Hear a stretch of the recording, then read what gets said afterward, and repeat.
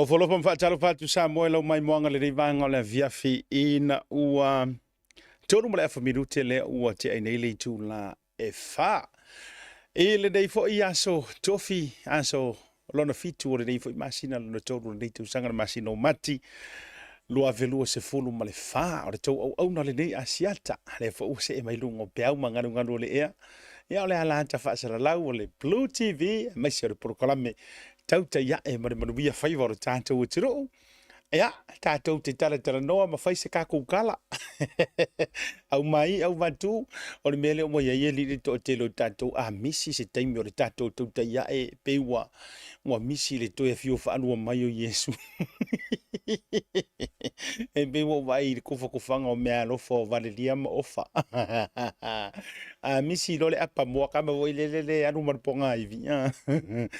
Ia, e peua e va aires le ote ma le sai mai o kangaka i o le mele ie e su e whakapiko mea ka iko isi teimi e tatangi la te telefoni. Le tūru o pō mao ai fesiri, e sauru fesiri a koru vaveau. Fa mole mole se tape festato Tautai A'e. So le. Ya. So fa maru malo Yesu keriso o le tato wo o la wo fa perpele. Ya o le wo uma fo ia tanto a o tato li ma tato fa ola. Te fie fa talofa fa tu lima ma fa fe lo ia tuai. Ile lava loa ma mali o lasi o se tato butunu o mai tafa te tele. Ya mai lava i tuli manu e fa o le nei ke lope. E o ia fo i e tritonu ia le au scientisi ma le au su e lampo to poto lalang. E lampo to poto. Ia a fa lupe kama se o kuri mangu e fa. Ia o kuru inga o malama.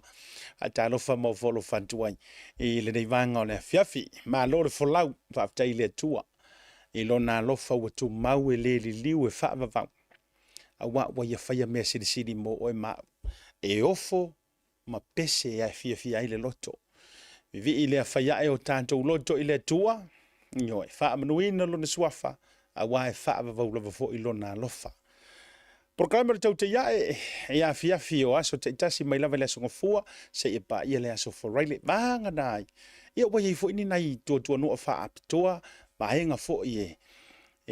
Pisi ai ia manisi fo yo faiva e masani o no au wai ia. Ia lala le a le suia tua e si uso ia va ai mai Samoa. Ia wa fa pa fala ni si o taimi o tatou programa. Ai le fa pe wa fa pa fala o nga fa pe la aloka. Ai vi ele ngale le leto. Wala nga ye lis kangaka. Ai nga pa wa le o le mea la ma fa o yo le loka yoka ika. O le si tangata so le ai to sai e se ale me ma fau o longa loko mo longa ma fau kua ia nga loka lele urupo kua ia nga loka o ele te mai mo mai o ele sifio o fa maka ore ke mai mo mai o ele skanga kale o aso uma o lau tatalo ma lau vi inga ave le tua ia loka ia le urupo o lele ia fa afare pui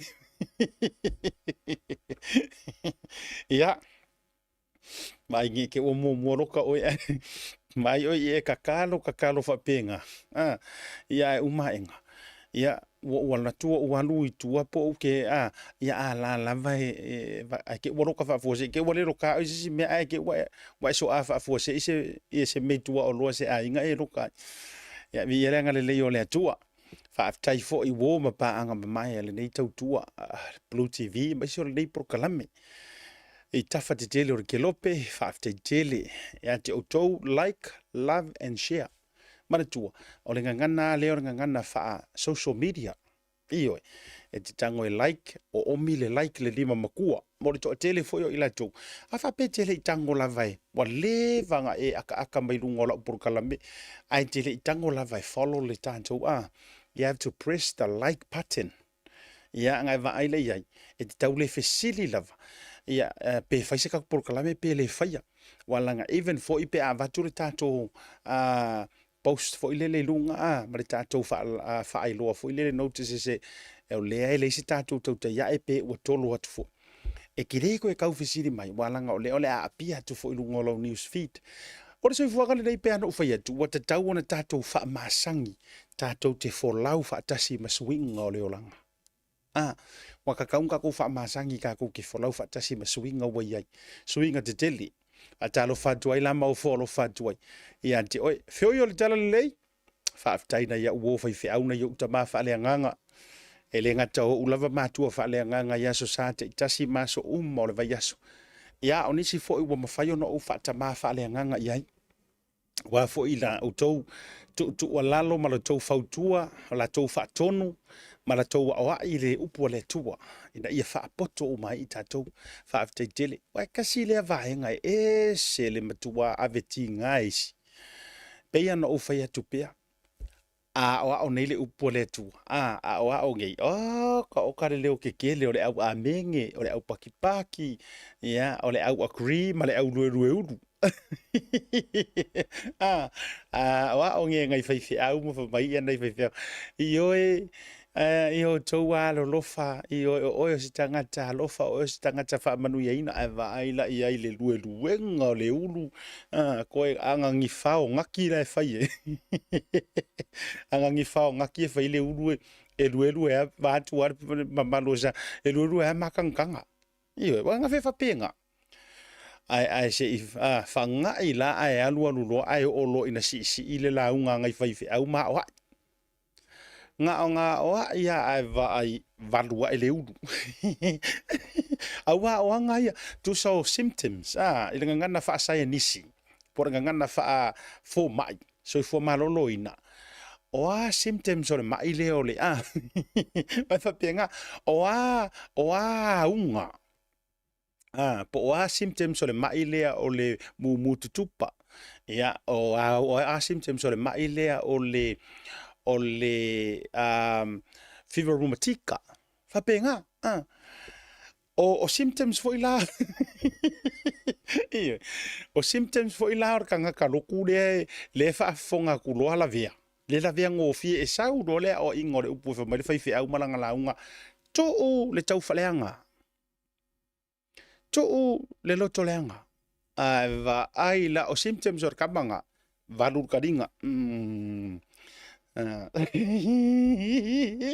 ie pikirunga ke awa pikirunga le ako ko ku ila le aku spa ia kango ele me loki a ele ke ele wa kango valu e ku orong ko dua wa amatana na la vea ile vai la ele nga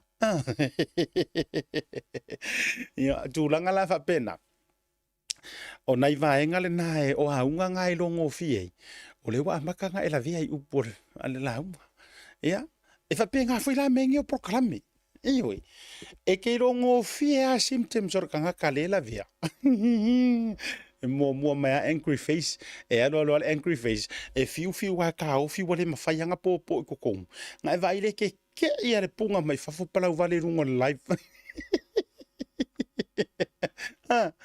o symptoms e va kola ka la ia mana ia va nga de voi e ei foi symptoms ali fa sala lau io o symptoms la kamale a me se ia la ta to mo la fa fonga io e ke fa fonga ma fi ke fa longo ke fa longo mai lo se va ngol por kala me e tau afia ia o me nga fai e ke kaula vea no se fa soa ke fiki ya ke ia le wakasira o angry face nga mal angry face ke fa fonga mai ala la ku ar fai pokala me la maua ku alo langa pelo la fai la maua ku ar corruption la maua ke ia le pa mai ngai ko mengi e so pala vale ia makua isa o ia mafale i ku pilima masu meu me pe kiro ngai ko inga vai ngale langa mai ngale fa manga ngana mai e lau vale lunga su o i lunga por kala mea ai o foi lai mene o tangata fa sala lau io e ke vai isi ka fa sala lau o i te lo ai le mo tangata fa sala lau matua foi o i ki lo i mo ka matua le a onga si fa kula le wa langa i te o fai atu foi singa ruenga o ke o fai ngaruenga ale la avakula wi fa kai fa ta inga fa tangata fa sala lau e o i tonu ai te lo ai mo fa sala lau e matua le a onga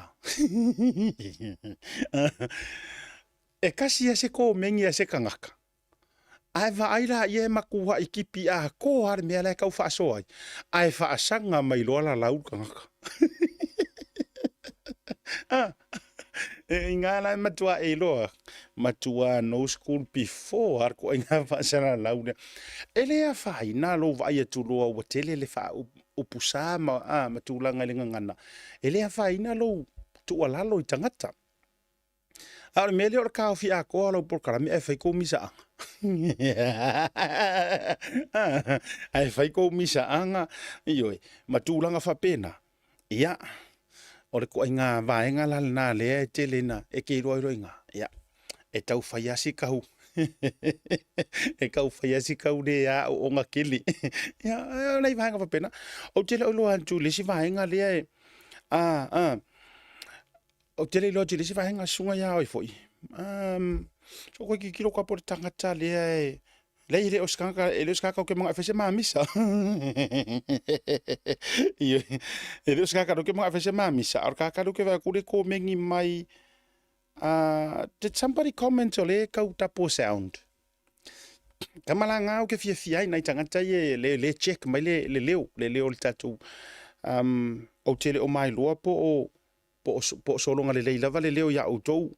Omi mai sau love po sau lima makua la okay pe fa pe ele o repeater kule sound or kako otherwise o le la check it kako sound check matalena pa unga ya o si to finele le no vai tu langa komin just to double check if I'm Ryan if we do have a good sound if we're not double sound otherwise I feel like okay lava ya lo no winga makalenga. Ya, ada sekila lena. Sao ko inga we lena. Lena aver phone fa ta ele wa telefo ile ata download. Ya, okay, ya la seki mai lisi ava nga la seki ka ko sound. O ke via la ka mai. Tisa okay, amana ia tele na tatu wa ila tau fo ye. Tulanga taua walanga ile vusia nga e umienga faise por kala mele o le ia tu le leo matulanga fa pena ai sa o le ko lena aver telefoni fa taile wa kautu matu me wa kongor telefoni ya lena to fo mai le o fa talo fa elenga teina ya wo fa fia ngainga ta ma fa fia ngainga mo la tu fa le tua ya ai o le la wa sina la wa sina o fia la valete mafuta mai ai o se whaamanuianga i lo lotu. Le to atele o nei tamama tina mātutua. Se koe whaafo eile tala na umana tuanga sa ngalo la venta o no whaasoa tuai. Eisi tangata le mafuka mai lunga por kalambele nei. Ai wo uke ia le mawhekaui. Malonga keile ingei. Ai whamai atea. Momoli mai ia whaamanuianga malo whaanga. Ai le ngata ilea. E ka umai kia. Wa maliusi ko inga ele suafa I think was taupea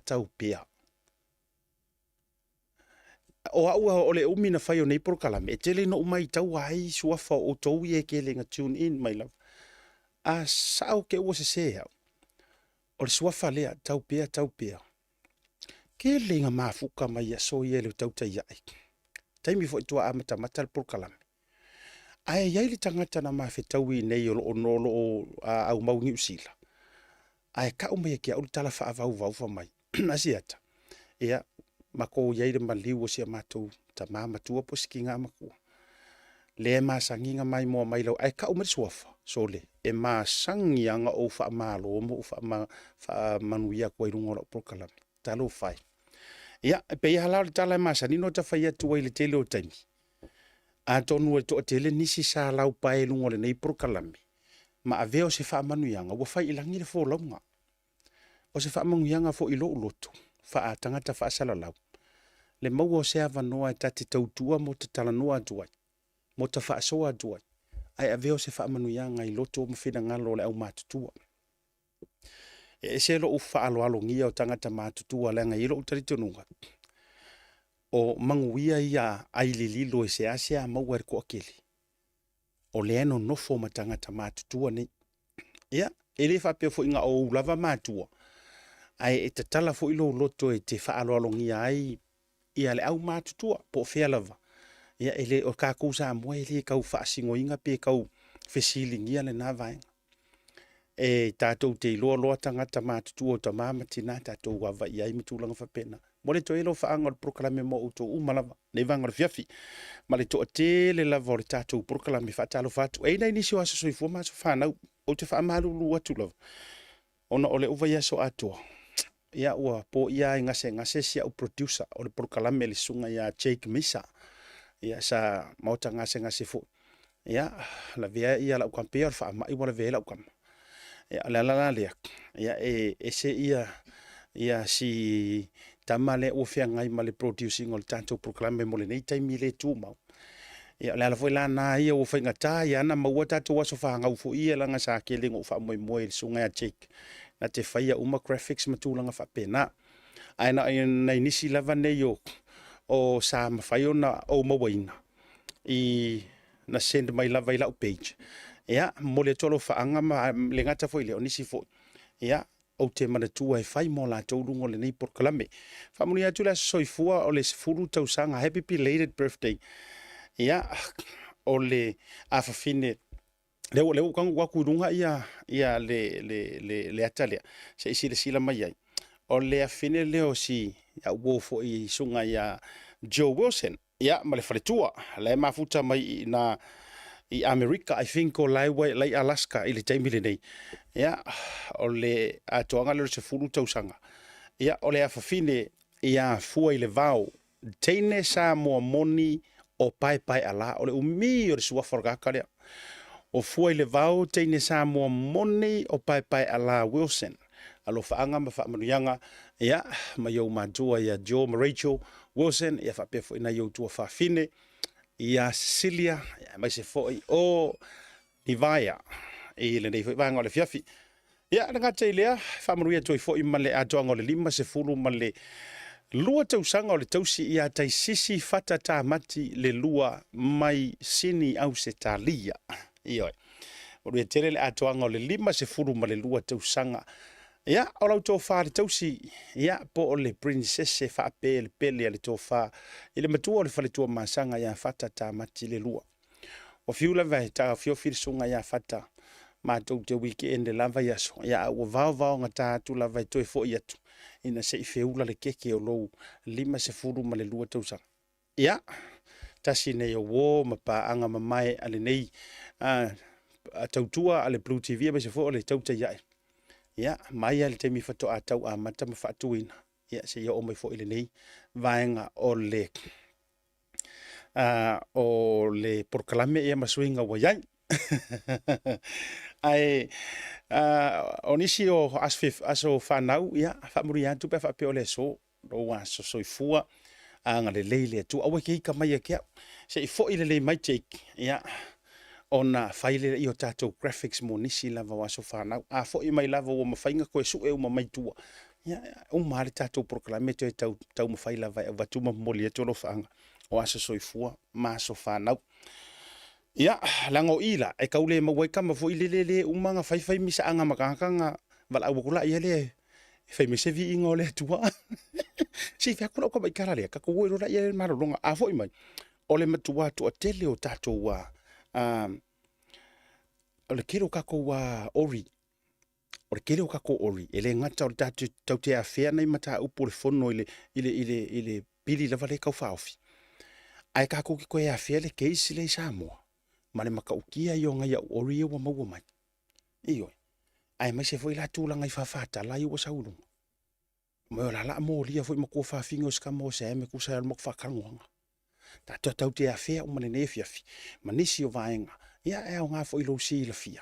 Ia matulanga fo i o lo te tupu mai tonu si o tātou atunu. Au. Whaila ukala. E kele anga kango kaka a mai funga le pi wha TikTok mai lunga. Ia e saungoanga ale finge fo i le to lua mai o ma ile lale ki o fo i le isingi.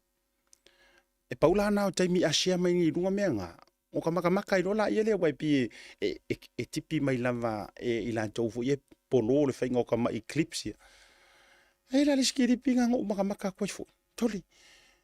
ele ngaka ese mani mele ngala misa ikupi mantua ese le mele na la misa tu pele ngofo tu irungo lau pe po lau ma keva vo le mafai atu le fo e kangoro ye fai ang por kalam ese mele nga au sila va nga na no to va ye tu le pi la ke fe kali ya i la e pi tau fautua ma ia sai ai e ku wai pe ka ngaka war kali ya ku ka ngaka ala ua misa fo ilele la ua misa la ua ana lom tua fo ilele ua ana ya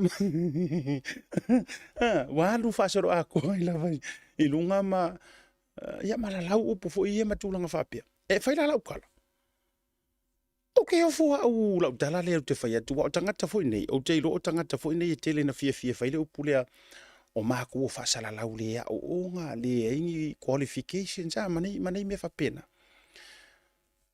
ai walava fatu walava la ia mea e fai ma mori mau ma pinge fa mau le o kana ngoko wi tu langa fa sala lau wa ese ku langa fa kusikala ese a ia inga fo i ma tu langa fa tusitala ese fo i le tu langa ia fa le tangata fa sala lau host ai se fa kua lau tala a misa ngei ma kwalu moku ar ka kare kanga kwalu moku wa ngale e o yupuleanga eu foi lá e o povo ngale fanga ngale ngana la te ro la fia tangata le faingo ngana vo ile mai ya oi oi lo wa i la wa fionga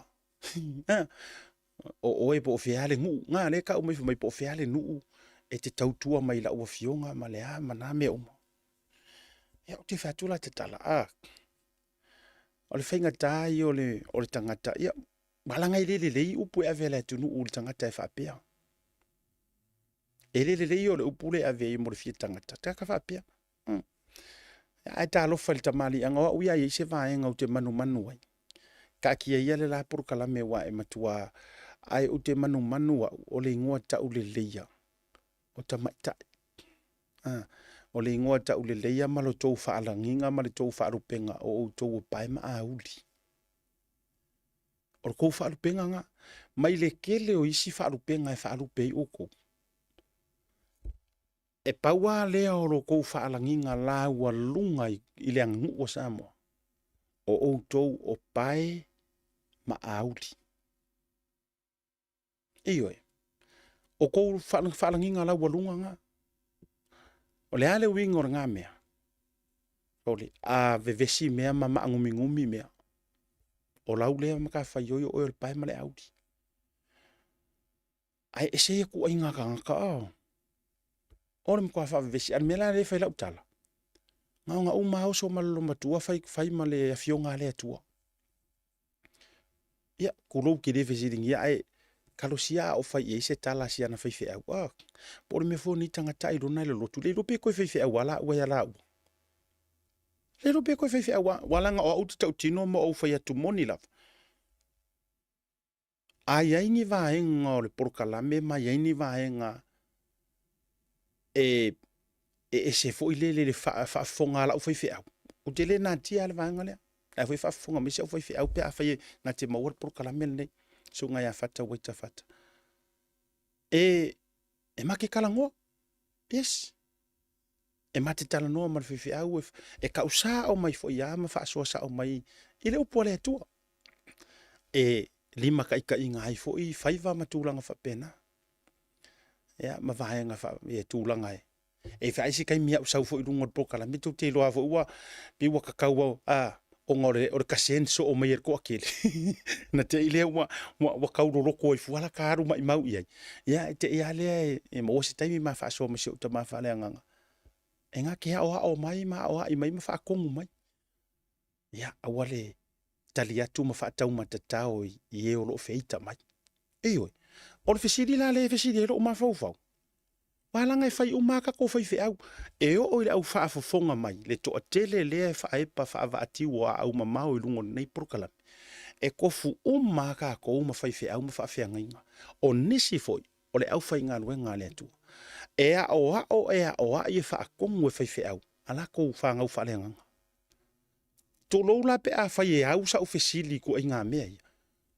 O aingi fai fe au wangi kangaka. Kulo. Po ole mea foi o halu ia se fa kongunga fe au po se au inga ai ua matua pa o papa makua I papa ku mafaufaku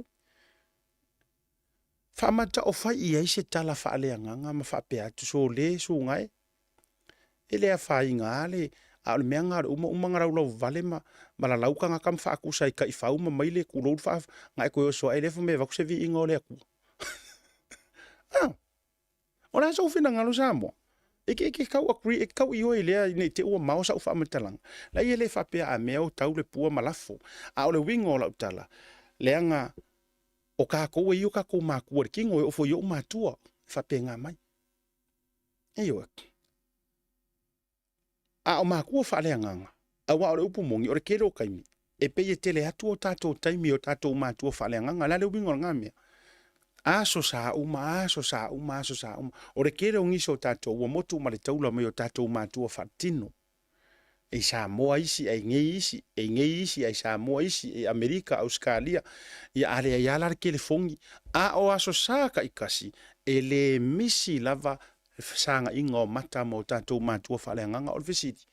A o le a se kala o faiaku ia oi. Feko i fo. Mana tua ya si pa telefo i leo le ufa ilangilanga fo lo Star Wars muri au Star Wars fa ko i fo ioi awalanga fesili le loto fesili le mafofo ele ya se fa ya ku se fa i fo ye por me e wa le lo ku tu fa ulava pe o fiu fo inga i fa fe au o matua papa yo na mafofo e u pola tu o fa me wa mama yo mama italoa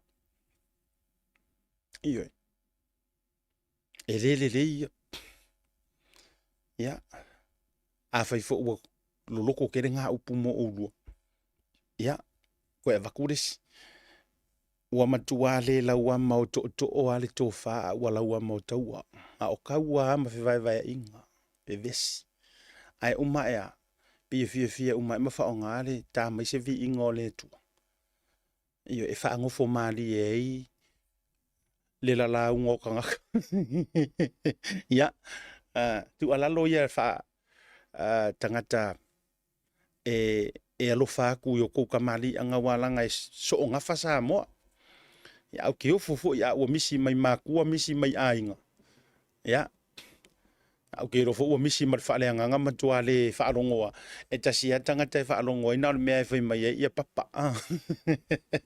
tato atu malolonga foi mai kako me I kako update ya mai se foi ya onisho tato tala to e le nei vanga o le fiafi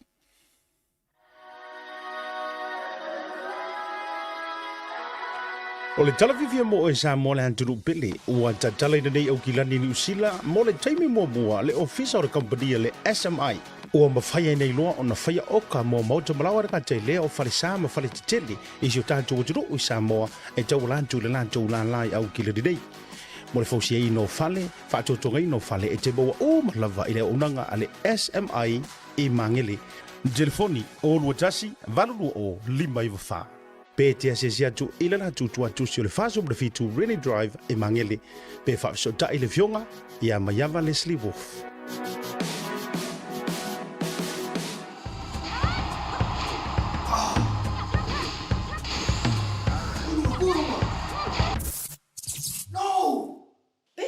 Uma que espaço. Salve, Marfia. Ai.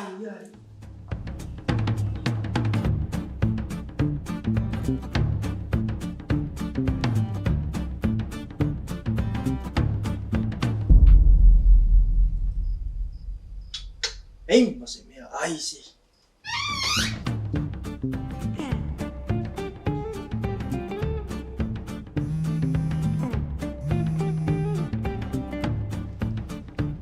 Halo. Ango. Soli. Ora me ke manga o ruku ki amaka puka la meri e ko viri mai. Mole se koma. Se mas no ta fa chamale se ta pa. Ma pa wale or kai me ke ro hai ka umaya or ka manga or kai me va ko top up por pau. Ala me o ke o umba nga pau. Fe heri po ina ro ya pau. Ia mole.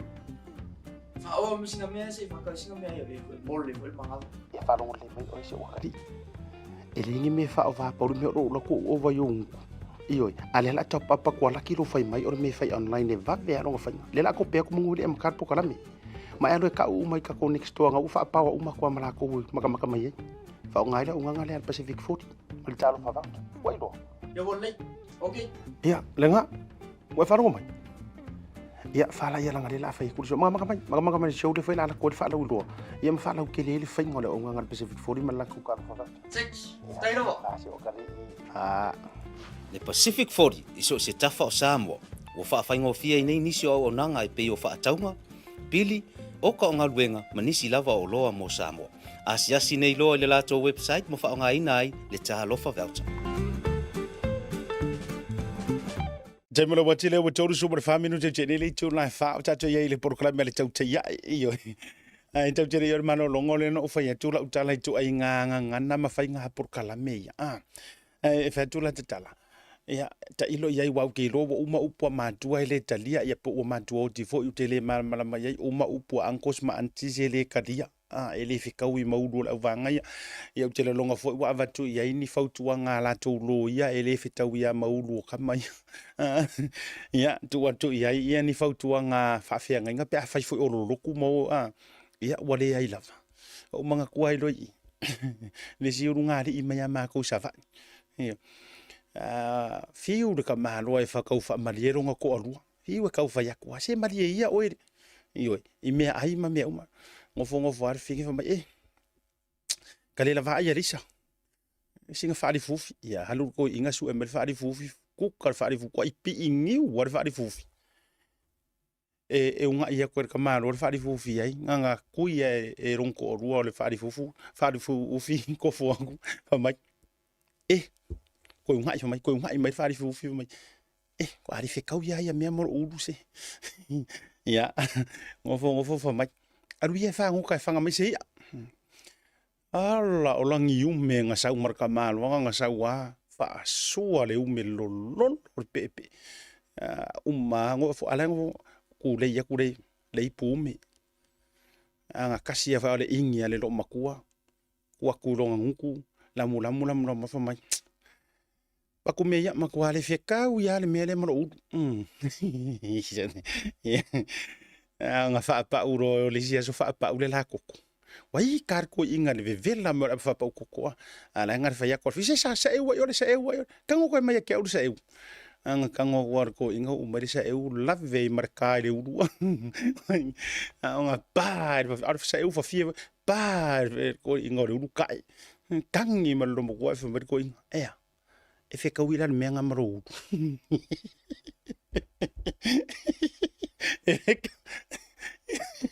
O ke vai kung.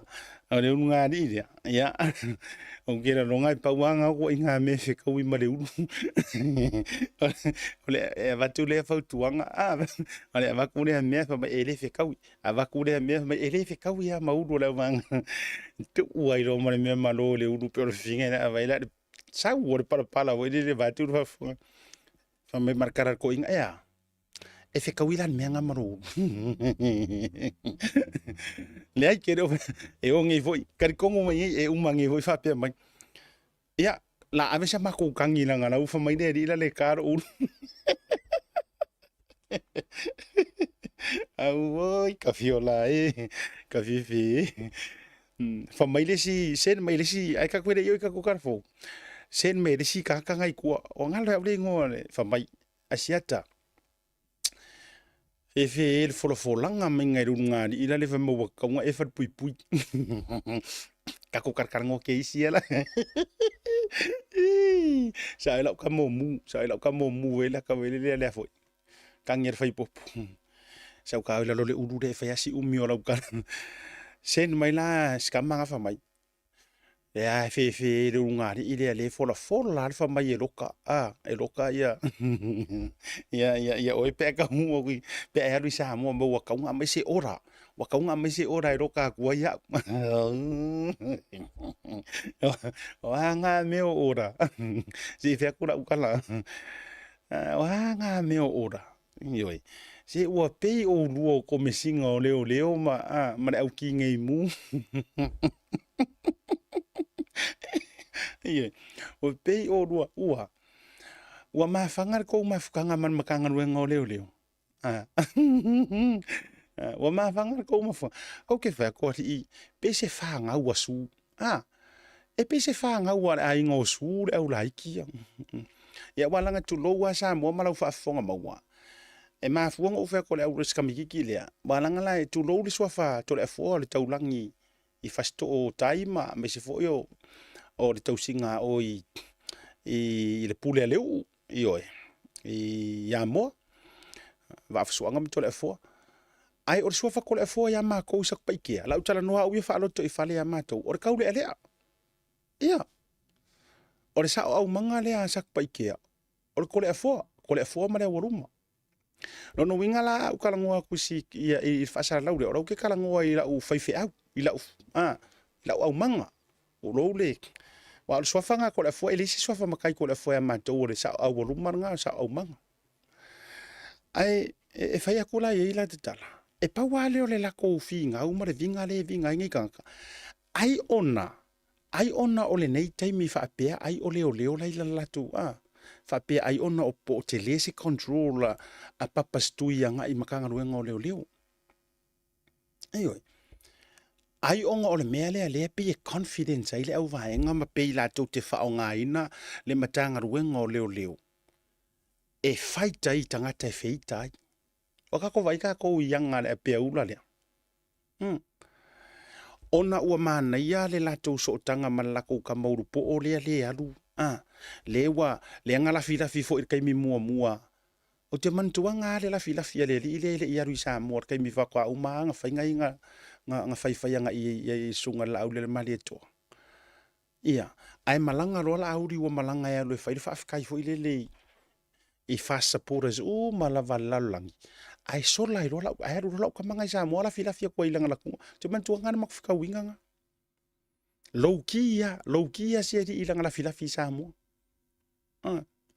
ya ale taimi le nei ua faile leo ona fo yo la ua fa pe ua mau ona so tanga matelea na so tanga manga kama i ko ngol makanga ruenga po ai umanga kama la ya ruenga kupe manga mau me ai e faia tupea la utala le nei iyo e faia tupea e ao ngā tonga fiti ai le umi e ao ngā ai le umi iyo o le aso o le taimi ma le aso ia nga o se foia e fai o ngei me o le me pio na o se foia e fai e le tau o loto ia i lava le kioti to tonu e o ai ngā mau ka ngaka manata ngata uma e tau te tala noa mai ma whapea mai ua whai mai ai, ua whai mai pai ma la whai e o lava i ka ngaka ngā e le o sa o loto o la tau loto e le o sa o loko iyo o le tere o le au whioa i le sa o loko la iai ngei koko e sili aku wainga sa o loko le loko o Samuelu la le loka la kaofia e sili atu waina sa o loto le loto o vaama masiona to o lua ia Meilin e sili aku nga sa o loko ganga ako sila ngi sa moa inai tangata ia le ufa ele fainga le nga kaukakala e ama kaloka e o mai fafu o le au le lei koe kingo le lei o kau makau ko ye e le o kango e failo atu si vanga le anga o le sa o lotonga moni se fa fonga mai o lua ba ki ro fi fa so i afio nga le atu ale la uso songe o le sa o lokonga moni le sa o lokonga nga le kala ngoi le aposkolo Paulo we fo ia Paulo masila e fa fa le pui ai sa o loko le anga o le sa o lotonga moni lava o ko kongu ele o fafo sa ska miki la uli senga ele ai o le sa o lokonga moni o ko kongu ya le ale nga ke sa fa i mai ngo for CEO nga ke keke o le ale nga ke fai fusi pa wa nga ke keke kango ke kau type me e kau mingoi ka mai lima wo overlap so ka mai lima lungo laptop lungo computer o nga ke le o sa o loko le nga e ia le kaimi e maua umai ma fa makira kila a fai to te talito no moni le atua ya o le sa o loko nga sia ka ko wa mi o ko kongu ele o fafu ko ki sila Samuel le ngo vatua dunga ia ata tamale pe o la ngofo pe o la lokai Ia e fai foi Amerika e kau poronga la ko far pui.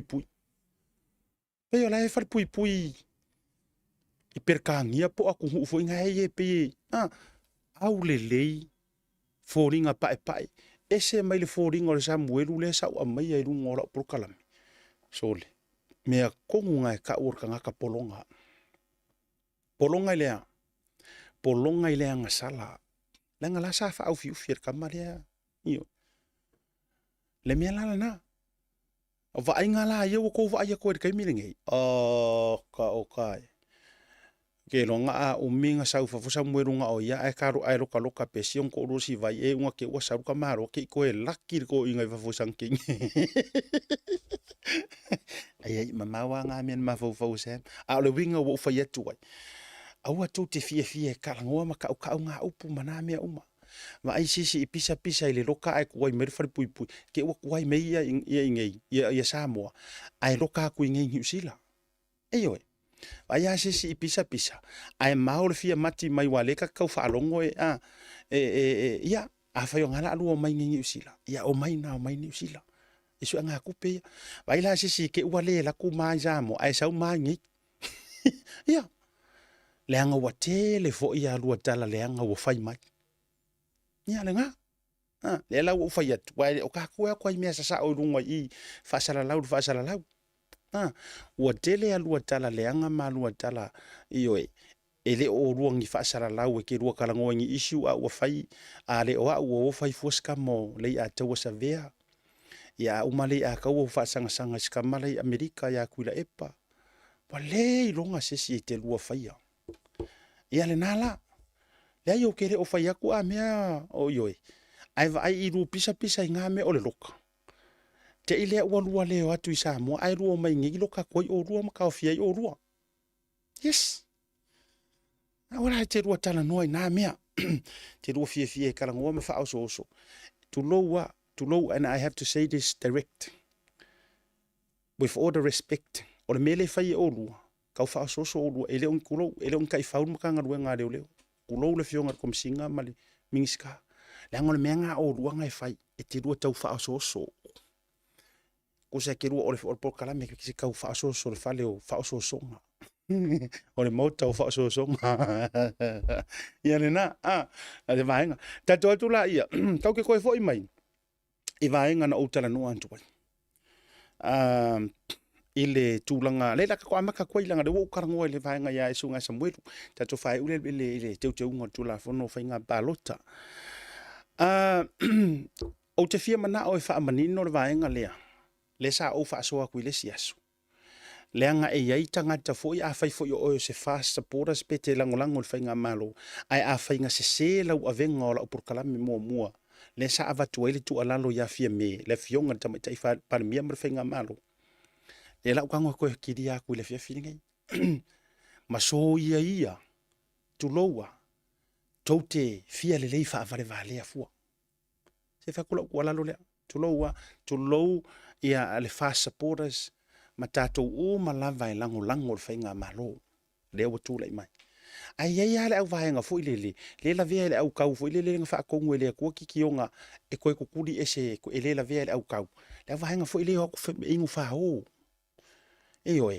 nga ina e fa o ya ki nga e va ya ku I me ka nga vela fa tu ai ke fa o pa le me e ke ai palo mo auru se me le manga I va tu fa fonga na tu o to fo ina le to te fia e le liu upu ma le ai le se me o tupui tu lo wa uma ngo reach out to supporters e le fon fa manino le vanga le ngo reach out uma le nga to ta yo supporters I America ale fast ma ilato mo kausa ilia pe mo ile le fa tala le fa mai wa malepe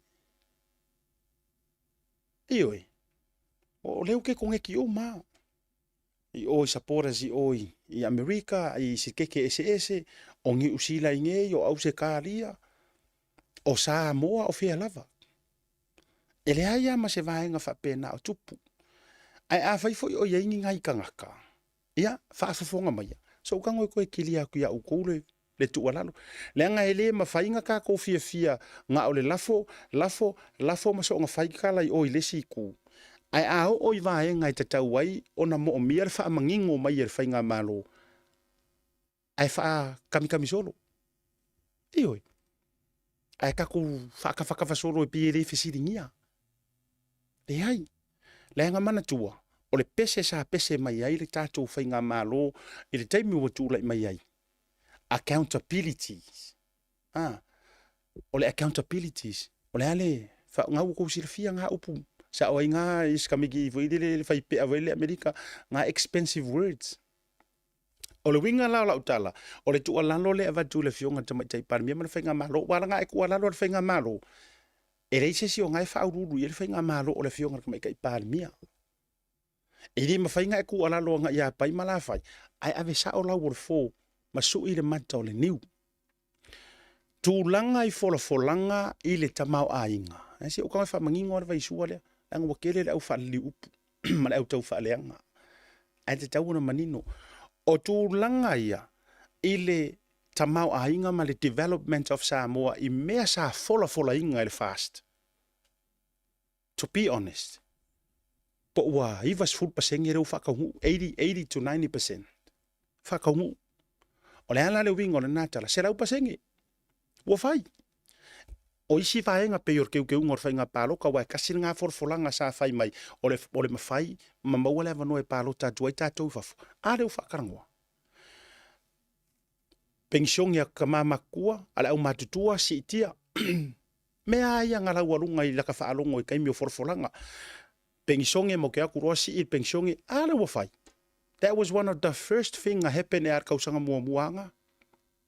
Lua o kongi o pasese o public transportation si whemala i whera wainga ane malo o pau kau o le elekise marisua vai pau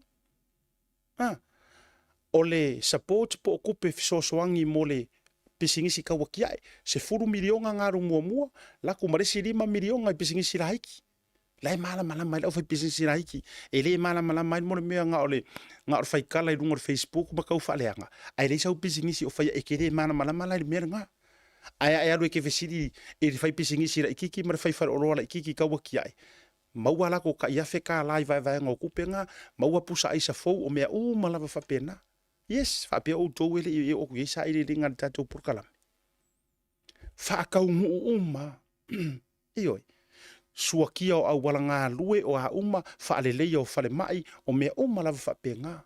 E o ai mea ele i fola inga i le fast. Ai ngā whaakangi sā ai le kele o whaipule o le HRPP i to tonu o le pānemengi whakaungu. O a mea ngā development o le atunu ka mau a inga o le akungu. Ma le aki ngā e o le akungu. Milionga. A le o alu milionga ronga lua. O tou ai le tou whaatamala. O e fesilia kou whaipule. O e lea te ngutu wā ma e lafi mai page kau whaaleanga ma kou whaiara kala o le milionga. E mau ki ngoa o kou ainga le ai mea ia. E mau ki ngoa. E matua mau te noa o le tou ainga le ai kele o mea ia. Ioi, alai what happened? Ave ese tax a fai au fafkaya so soangi merka ko pokalame to tele ata to o tato pokalame fai fatas ai ngi vaenga ngai ko ke sira fif so soangi mai langa leo ko so walu e fa e ko e fofola atu le men o fa so ai o le tax a fai au la ko e ese ko e lia i de sami nga me wa o nga ko ngwa me le fa fakia mai e fo longa mo maleano ano you name it o la waru oh disability benefits. Yeah. Mawar pengi fiki. Ai nei e tātou uso matua whawhine, ma whanau, ma tamama tina wai eitu langa o mana o ngā whapitoa po mai tu mau. Le alawa le term ngā ua whao ngā mō nei tātou tangata ia. Ngā ua maua. Ngā maua se kupe kulo ua upu ka ukingo ma upu kusa. Ngā maua se kupe e kuale lasu. Nga maua se kupe siro makuo sioi ma siro makuo everything. Ia wai tato woi nei tato tangata mamai ia tu rou le whafonga Samoa. Pi o kanga inga ese mai ei le au vaenga fu uso ngā whaile o langa. Le lu whiwhio hai makamo mi kia fura ura kere ese mai la le au truck abusers nga. Ale a tato woa Nga maua se kupea e kuale ngā, so nga maua se kupea sioi, nga maua se kupea e velinga. Pa wale mea sa whainga ole lau ole vale kulou. Kulou wa sa mo.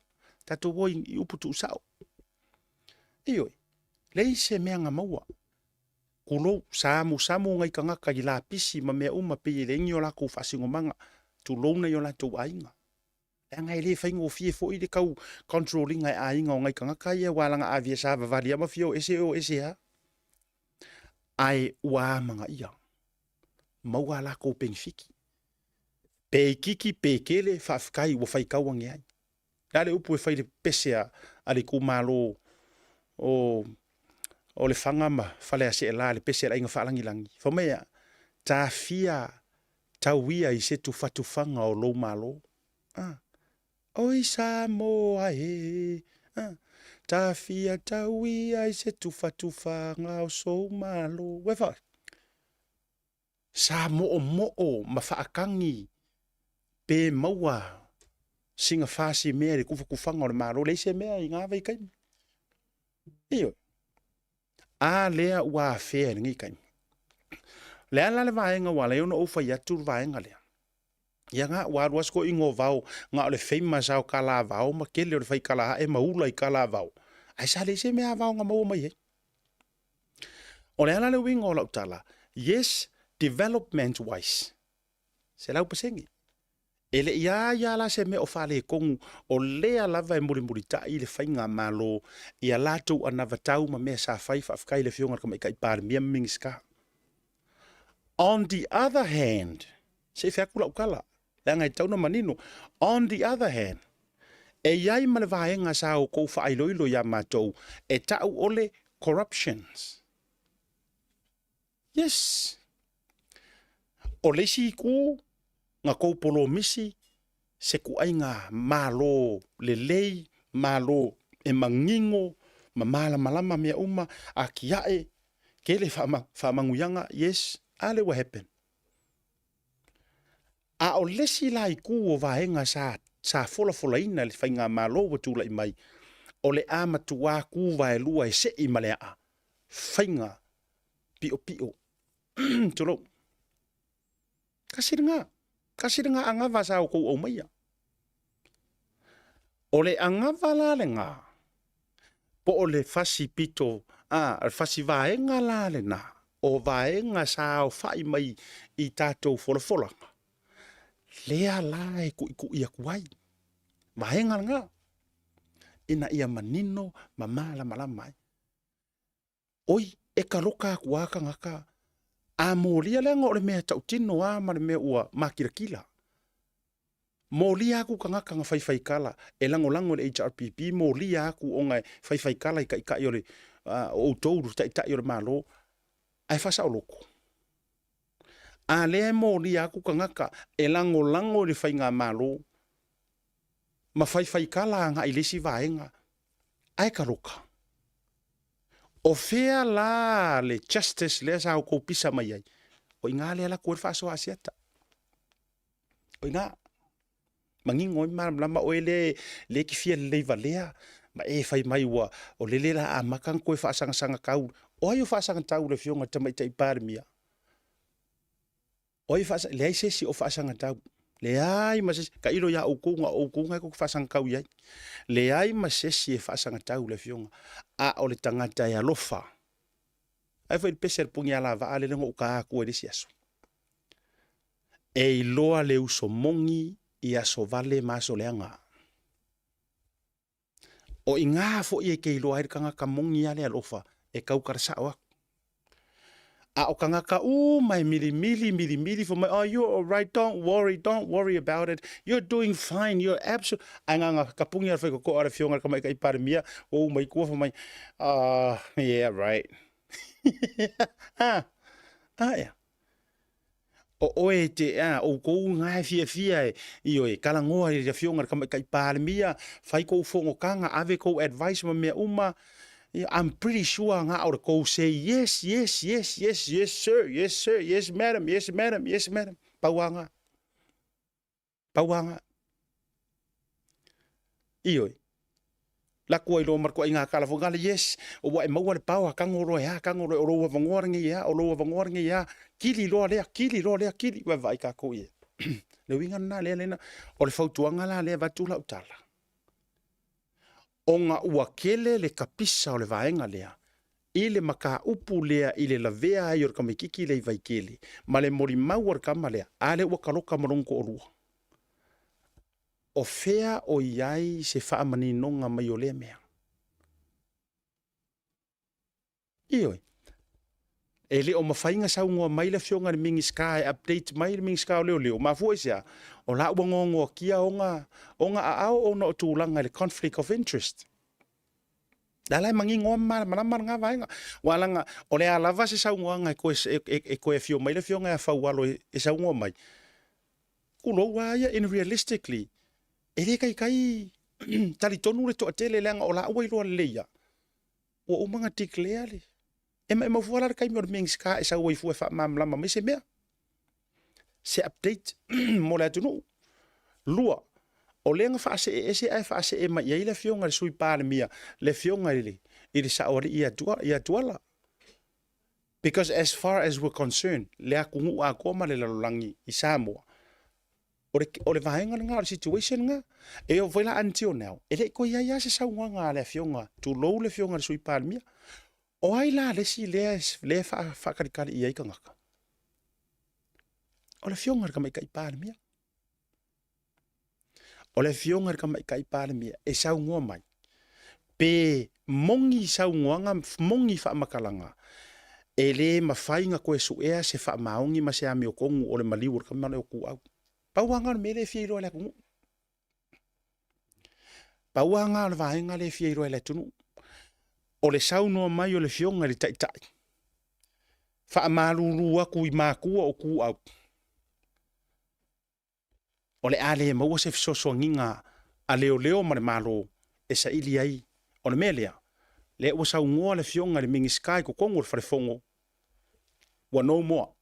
Wa no more case. Maari lie la ia. Kakalo ia i le koe fio mai o Yesu e maua e sa o ngā mea. Pauanga me le fifa fonga le kungu. Lua. E mawhaionga sau ngoa mai le fionga le kai. O le a se reacta le malo i kau pule ngai ang kau pule ai e whaao o le oki i au mingi skasi ngia. Kasi na ngā mea le whakari ai. Anga o ngi usila, anga o Australia, anga o Amerika, ai kupu e koe ngā mea ia. Koe kiki a rumor kiwi le peleskenge po o pāle mia turau. Aso uma.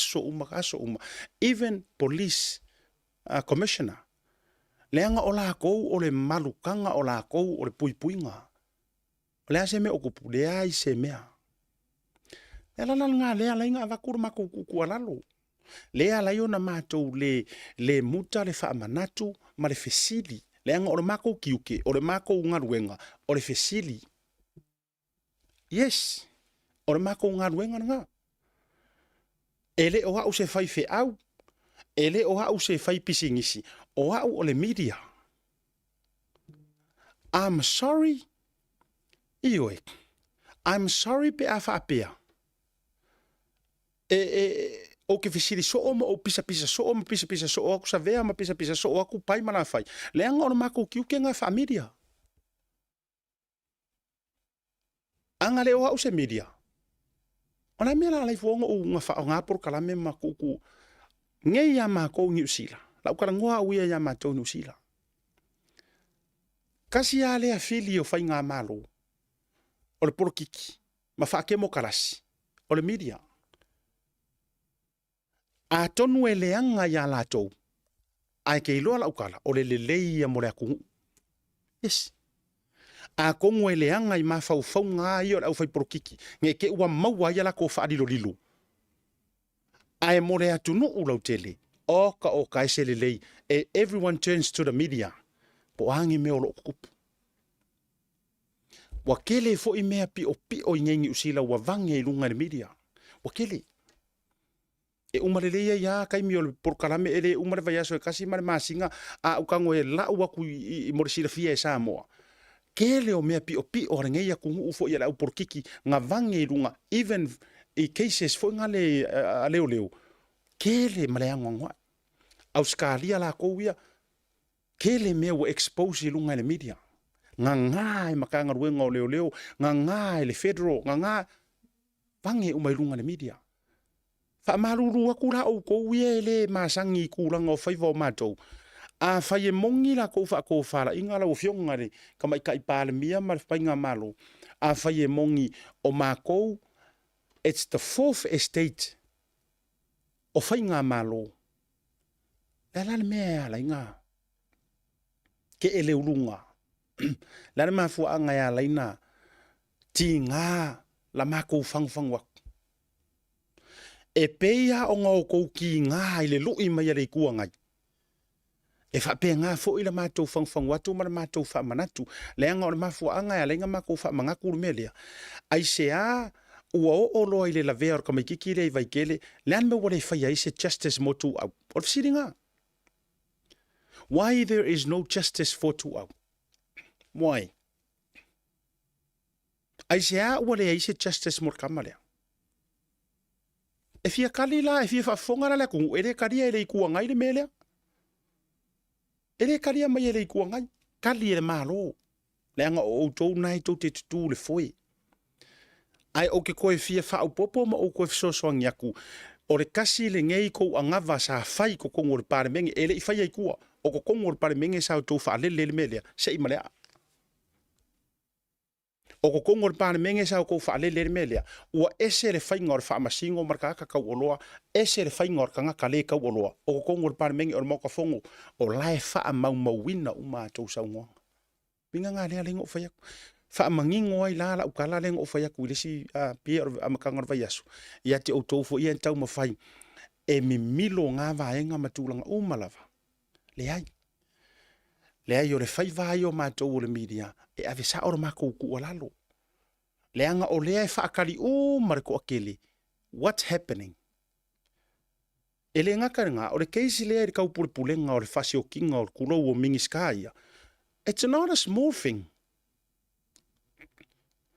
a kongwe mama ya ke o kou o le au porokiki wa masangi ya kou kala ma kou suanga ma kou kausuanga ma kou ulanga wa umatulang whapena ele mama ya hingo kangaka ele mama ya hingo kangaka ele mama i kou maloe o mai mingis kangi a kala ngeilar kou le kau tulou le tou le saungua mai mar kou le fai mai ya sa mo kou le pisa ai kupu anga fa apea ngeila kupu anga fa akongu kako haru ia la if you know the benefit of the doubt kako haru walanga yes e fa ingo fie yo le loko le fa mai who believes Sam ele kari kongu se singa ka mo Samuel uma wa I have a feeling or ma fa nga lo ye or fe silila ana tupula o ai se si o ko ka e ma fa what will be your solution leo ke fa mangaku kupea mo fa mangaku kupea le regret the biggest regret le regreta ada makanga ruenga leo ngi usila ire kau fa afefelen kau fa afefel kama le nga tulo le na tangata valina marco akele o musalemi la lo ile mosque le la lo Christchurch leo ke koe fa mangaku mo koe fa mangaku lenga fo inga post mai ka mai kiki runga ya longa kloko ki nga racist i tangata tulou na ngai kanga kaia ele iango ele ipopole ia makanga ruenga o leo anga onga kuaka ke ai le vai kaiao ololo mar fanka avili ar ka mai lalo kili umai ngai kanga ole ala ko e kangi mar ko e kala ko e fai ole ala kala la ko e fai Orwinga na lea lena fai atu la utala. Anga wakupu ngei, anga whaakongu ngei pe fai e moi. Because o lea kau ki question makuma, ai ole whaasoa. Le anga ua lava whaasoa, ua maukingoa. E le kari kongu fai ngā mālo i kala rea. O le mea maukingoa ngā fuar kua inga mingoi. A lea la ufai atu resi side o le kala. Anga kupula, anga happen, anga whaakongu ngei ai arur ka malea fai le merenga. Le alis kala koe fai.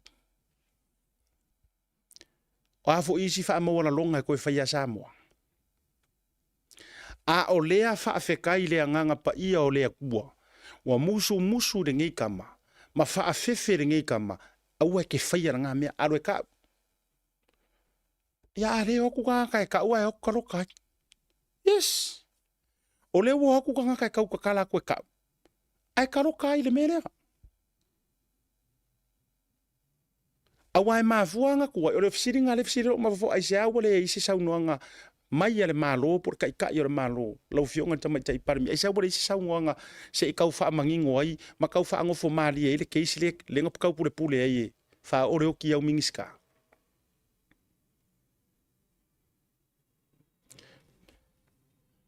Ia ka ika ia. O le mafua anga le pisa umi e. Te wha kura ukala. Tu lou le whaafonga maua le aturu. Pele fia fo ise si la ufa asoa lea.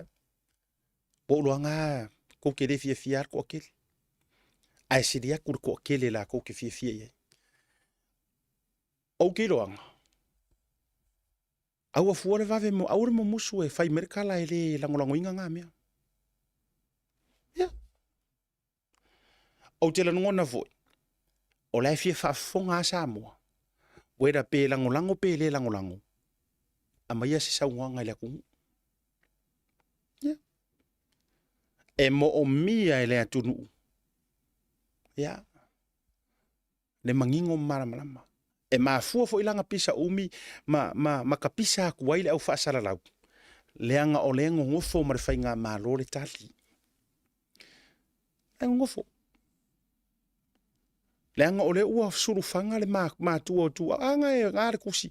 Aru le si kusi la advertisement. Aru le si kusi a ngai le fionga le kama ika ipare mia. A ngai surufanga ia ile. Ngai le o malie. E le o malie le loto le ainga. A ngā ua ungangi aku. O a fea unga maua isinga kari o le mea. Ngā o ngā o kousau ngoa mai a. Ko alo marakai. O le upumongi anga. Le ale winga o le tala e toa le tai. A fai sa ngoa mai e le malie i aire ko akele. Ia. E ia isi options i ala le tula fono. A least o ngā ua au mai le sau ngoanga. Le accountability le anga pisa. Le nga whaasua mai ai. Whaamangingo mai ai. Transparency. E transparency me o me mangingo. A fai fu e whainga ka. O ngā ora kūlanga o le karia ia. Le a whainga e fia a inga e karia le karia. E matua sapai a inga. Pe a wha pe ke enga. Mariria ia. E le ise fisosonginga le malo. Ma fua ise a. O fisosonginga ngang fisosongele o leo le keisi momu o le mearanga. Ai aka ko wo to e vane le ano fale o le vaenga lea. O fesiri ku piko la ia le fesiri e lo komoro o mafau. Ai se awa koe whai mai e fuafa ua o le ungari. A whai lai mo i wale eise mea. Wale eise mea. Ai se a lele ka o mai le kusi leanga mua muha au kango whailoa kuirunga ila o porkalame le rua vai aso talu le tusia mātua tu au. Le isi mea lenga koe aku. Lenga koe mainga koe aku leo karua ingi. To e whai mai o la tulou. A la wha ua mo test. O le visiri la. Sau ngor mingi skai kongol par menge. Wa no more case. Le lava mo mau le lava mau. A le sau le kusi. O le ngoku leo. Whai mai e wha ua. Fe ave i wha ua. O fe ave i. Aluinga nala o tala. Fe ave i e wha ua. Longo winga. O lai le mea lai whai wha lilo. Ai ese le mea le a mai lumor ko akele. To the public. E fōringa mai e leise mea. Private, o la iele mea lai whai. Tele tangata e tusi mai. Tele tangata e tusi mai, ma wha o mai. Tulo ua. E ei la tau e tusi mai, ma meli mai kua. La le ta ua o la tau suafa. E kau mai so o kanga. E kau mai so o kanga o kanga kala e whai aso e suenga. Tulo, la nga yei suafa ya, o suafa ya nga ka ua sa mweru runga ma whakarangoanga, iele mia sua. O pea rengo kan kuskusi lalo. Iere mia sua. Kupai. O ingire o leo whapenga. Kupai sa ipangi e po ia.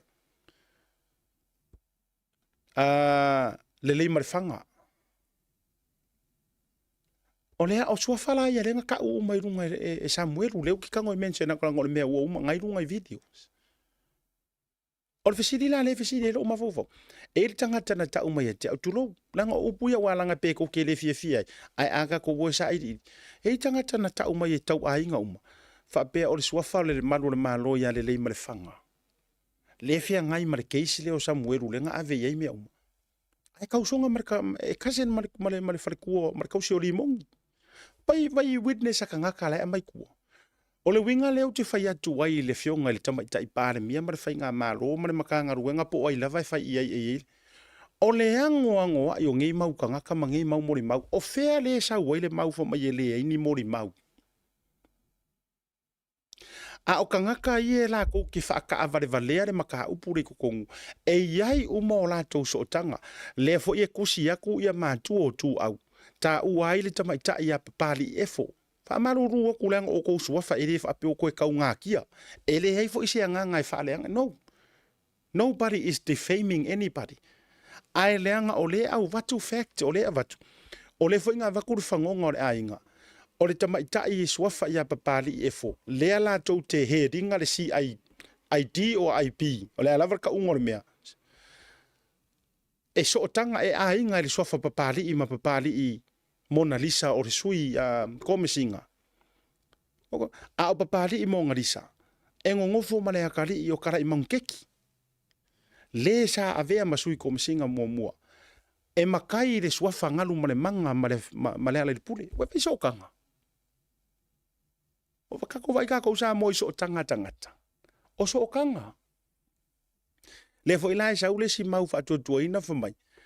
O le kanga kale suafa ya le male fanga. Le ngafa masu su engor keisi le Samuel. E kausonga mar kausi o limong. E le mafaya nga fayangi su engongi mea ngisi mea. Le si vaenga fo iwa mau mai le tatou e ka umai e kangaka. Moli mau fa tuaina au mai kukuila. O lai pe i lai aka i or kakaro o Jeremia su. O lai pe aka i o mafa pe i fo. O langa kusi lenga au mai anga i leo e ke e ai le moli mau Samuel. O langa kusi fo nga lenga kusi mai ai. Le o mori ai fi pule ai.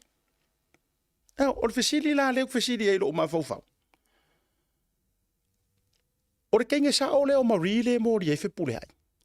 Pe nga o nga avako o mari o se foi fa ai e le kau. Ai o le kusi lenga kusi mai ai er kankare kusi mai i kukuila o Jeremia sua. O langa kusi lenga kusi mai le o sai ma moli ai ngai ia fi pule ai le kau ma fai. Wa fa pe mai sa malanga atu ia fai pule ma i kukuila ma pala panga mau me uma. Le la sa wele mori anga fa pe o le tau ma fai le liu se mori mau ma me uma. O le fisiri la le fisiri ro ma fofau. E ma fai nga o nga sen mai ale kusi. E le o sau le me walinga le sa mangia le ali e fo ia kui uporu. Fai sanga affidavit ti me fa pe. Ai pe ia kangia mai nga o singa nga fasikusi a. Nga avakui o e mori mawinga ile malanga ko fe pule ai. I kukuila. Le o fai ai mori anga ia. O kau mo mai sa moa mai se fo ia kau fionga i kai. Le mau te tango fie fa leo atu. O fela le sa waile la pere fa mai ele ai ngi mori mau. O ke la longa la utala la ufionga tama tai pale mia mar fai nga malo. A fai se ko fa la inga ko reopen le case lingi. O le upu mongi ma le upu kau kingo. E fa pe ngi ke le rope pe kau kuloa ai longa ma fai se pusa se piki up. Nga la ua kule meore mori mau. Ma meore kanka kuskusia la ko mori mau. O le upu mongi nga ma le upu kau kingo. O le taimi la vai to e tafai le fina ngalo ma le whaato whara inga la ufionga te mai kai pāre mia ma le whainga malo ma whaakau nguu le vaenga le sa ungoa ai la usui pāre mia. E a vakun kangaka su e ingei koe reopen a koa le keisi lea o le hit and run ma koe a la waku le au e o ai le au mori mau pepelo e koe turn around uma. Yes. All it needs o le whaako whara inga la ua fionga le kamai kai pāre mia. Ya, ele se kala lea. Wasuia malava loko kangaka. Walo lo fa maku kangaka. Ele ngaka o ngei a inga ma ngei ka mai kiki. Pe ai se a wa special ai lava longa lavea. A walo lo fa ku fo I kangaka. Ma fia fiso songi aku fainga malo. A o ko lai loa. Ele ai lai le o mātou le au fai news le ma fu ainga. Le ai. O lo ko le kali ma lo ko le saungo mai. Po fea a kua I ai ngai mea. Ele o lea a lea. Lau fionga kama I pare mia. Ele o lea a kongua lea lea nga eva valoa. Ele o lea a lea. Ioi. Ele o lea a lea. Lea nga ele kari konguro ukangaka. Ele kari konguro ukangaka. O sea a leanga. Se kangaka nga kau alanga inga ia whaakuru whainga malo. With a lot of respect. Lea nga e whaika kala le savili. E whaika kala le savili. E usu kaa ai kalangoa waluma e kangisa I whingoka ai malamangia I kua ngalu. O a uma mea e whaifa awharewe ai Samoa. E malamangia I rua makua New Zealand ma Australia. Lea nga e tala noa tangata. O upura ngā kai whale ma upu foi moanga nganga whamai. E tala noa manu ai le tala noa ni atu. Lea le winga o ngā whamakalanga.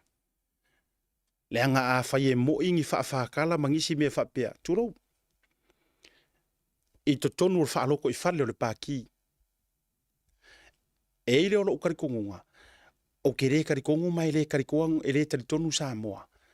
O le aleanga le sa e saungoa inga ma e vavalo ai. Ele oko e whangau mai ko kongo le whainga malo. Ioi. O le a nganga sa o halau saungoanga. O le ala. Ele o le a e le ua mawaronga. Le ua mawale. Le ua mawale ala mai o le a. Ele o I kongware corruptions le iai. Turo. O le mako ke wha mangaku ma mako whang. Leanga o le a sa tia le maa ave le fua. Mai mau le makanga ruenga. E wha me melo I aire kokele. Makanga ruenga o leo leo. Leanga o le la wha o ngā mai e kangaka. La wha o ngā mai e isi. Ia le makanga ruenga o leo leo. E ka roka ai kangaka o le lango le whainga malo. E ka roka ai kangaka o le ka pisa ma wha mangaku. Ioi. O le la uma e ngala aku uma a e maa ia au. Or kua lalo nga. I lo ua taritonunga. O te langona fo I o le finangaro lau tele lea o le aku. O lo ukari kongunga ma lo uvaivainga. A ka kou e sue au ar whaakanga whaia. E lo foi upu ar kau mawai ngar ka mamaronga kua whingi whamai. A whai e whai la ia ma whai. A whai e keu ia ma keu. A whai e whai. O le kualalo le Tautai A'e ma le proklame ngei e mai se wha leo kuai mangaku malangonga o le fia se furu wafe o kangaka e folo le nei proklame. Ma e fo yo muri ka isi proklame o la kualanga inga lava ngei maka upu. O le solutions marekadi. Avaku a koa kangaka e feso suenga. Yes. O le mato manatu lau tele le na. O le avaku a koa leanga ua masalo mia umakangaka I sokanga. Ua makua a fia umakangaka mele ka ua le conflict of interest. Yes. O le a kongu a le sa esa ungoa ilo fionga kamai kai panamia o ke karikongu o le a lea. Leanga e fiu e sala solo ngalala tulo. E ka kauanga eri lea. O le a lea. O ka ngaka ngei e ua maia le maro si anga o ngei mea maso o nga whaia ma apiu singa le maro si anga e ka wala mai maka ngaruenga o leo po o ai lava. O ka ngaka o a konguanga. Ale la fa solo nga o luka upisa kua e whaise kala maka ngaruenga loka oi. O le mele ulo e au. E kusape kele au kala kuro. Ile fionga kama ika ipar mia pe kele au kala I mingiskape kele. Ele pole yen maka ngaruenga. Yes, ele pole. Ai nga o nga whai au ngi au kala e whaakaka nga I maka ngaruenga loka ro moi. Or fisiri, la ufionga ka yor malo, nga yengi ngai mea kupu mua. Sa yaini nei mea na tupu mua. Le ai. E le ai ngi mea whaapea nga kupu mua. Ai nga ole kasi ar ka ngaka sa ia whaia le mea lea. Nga kupu mua, le lau wha manantua lau koe whafangu. Nga kasi ar ka ngaka sa ia whaia le mea lea mua. Nga okuila epa. Sa siri aku o nga mahalosi kuila epa ngai lolo makanga ruenga o leo mua. Yes. Sa sili aku lo nga mahalosi o lale winga o lau kala. Aren kao fia king fai pupu. Ele i kao tau fia king fai pupu ongo se ngau ngi leo. Ele i kao fia king fai pupu ongo o ngianga kala nga fai makanga ruenga o leo. O ai fo in ka ngakao. Ioi, sa iai mua kulo wa pe lau vavale na makanga ruenga pe fai lau le ama na makanga ruenga. Ele iso nga mingoi ana makanga ruenga. Ele i mingoi. Lea ngai ese le rolokor ko fa ako mesinga makangaka sa iai. Ai kasi ar ka ngaka nga o nga e fai upuleanga ya ma e kau fai iai. Loka lo ma oe. Nga ole sa avea mpane mia mua. Orvisidi. Ai se ala ua le mawhai ai o nga whai pe a whaapea o se malo. A whai o se malo si anga sanga tonu whaapale mia. O se malo si anga whaakula fongo le meranga. Ai se ala ua le mawhai ai o nga sau ngolo fia me loka mai ka ile nga la kungukureanga ya fia me. Mafua i sea, le anga i kere o apiu singa, lau fionga ka mai ka ipane mia, e tele o apiu singa le ngai pawa. Ai sa yeri kanga ka mua kango apiu si le pawa nga. Ore kai mila na ngai, le ala tonu wale na le fai mai kangaka. E pei a sia kako makanga ruenga o leo. E pei a o le e ser kangaka le whako ngua kua. Mafua i sea, le anga fo i o mea na matou wa ai mua ai. E ke whaikara le anga loa, su e whakapiko oe i a kuila epa. Su e whakapiko oe ai roka oe. Ia, e wis kama ikiki mai ngu o siri le fa nga whairanga video ma me whapenga. Nga kafi marangu. Yes. Kafi marangu walaki le laku whako ese le koe ku iera mangua. E le nga o king fai popu. Ai whai mai loes kama o mareli. Ai la koe sa mo whar pui ai. Whai anga i a kuila epa. Awa anga pole halo fai mare kele o haukara ni mkanga ruenga o leo a o kura i kuila epa. E le ipopole he ko inga. Ele ipo pole ai. Ai nga onga e mess around na marko inga. Fa kongu lo leo. Or fisili la le fisili e kai minga lo fionga ta ipale mia. Ale o malo si leo nga o pisa kwa o lea loka. Nga o pisa kwa o lea loka. O ai la le ku o ye fa kongu. O ai le tu o ye fa tonunga. O nge ya ma ko ngi sila. Pe para u vari tulo. Ia. Ale ko ke vai video ngai upload aku ilunga. E pala langi. Po le ama e para u vale harka ele se ele mingo ye makanga ruenga leo nga mea e mingo ya ku mo meo real crimes. There are real criminal out there. Me ko nganga ka o kanga ka sul kula fongo sa. Ele mingo ya mele la ir makanga ruenga ka ko. La a waste a kor kaimi. Ile ho lungo Facebook ma su e po ai la fa ya kun kala ya la ko. Ai kia ya ko le au fa ka aisa mare au kulo. Or me ngale ko. Or va ngana le butu le mai ko ngosio ka ko. La ko vai ko ai. Ke longa for kai mingi ka ulingi nga ruenga ke le isi leo. Ai nga or fa sa nga i lungo Facebook e su e po ai le fai Pauanga. Le ala fo na matua fe le media i Samoa. Yes. Makua fe ale media i Samoa. O le fisili la, o ai kongua la le ma lo siro nga pau ai kuongi mea. Le ala nai ala ina matou tau la ufionga le tai o le atunu. Le anga o le upu mongi e le ngakia. O le uo kou pale mai. Ai peila asai kia ai kangaka. Yes. Wa mana na ia ma mea uma. Ai o si vai sua lea.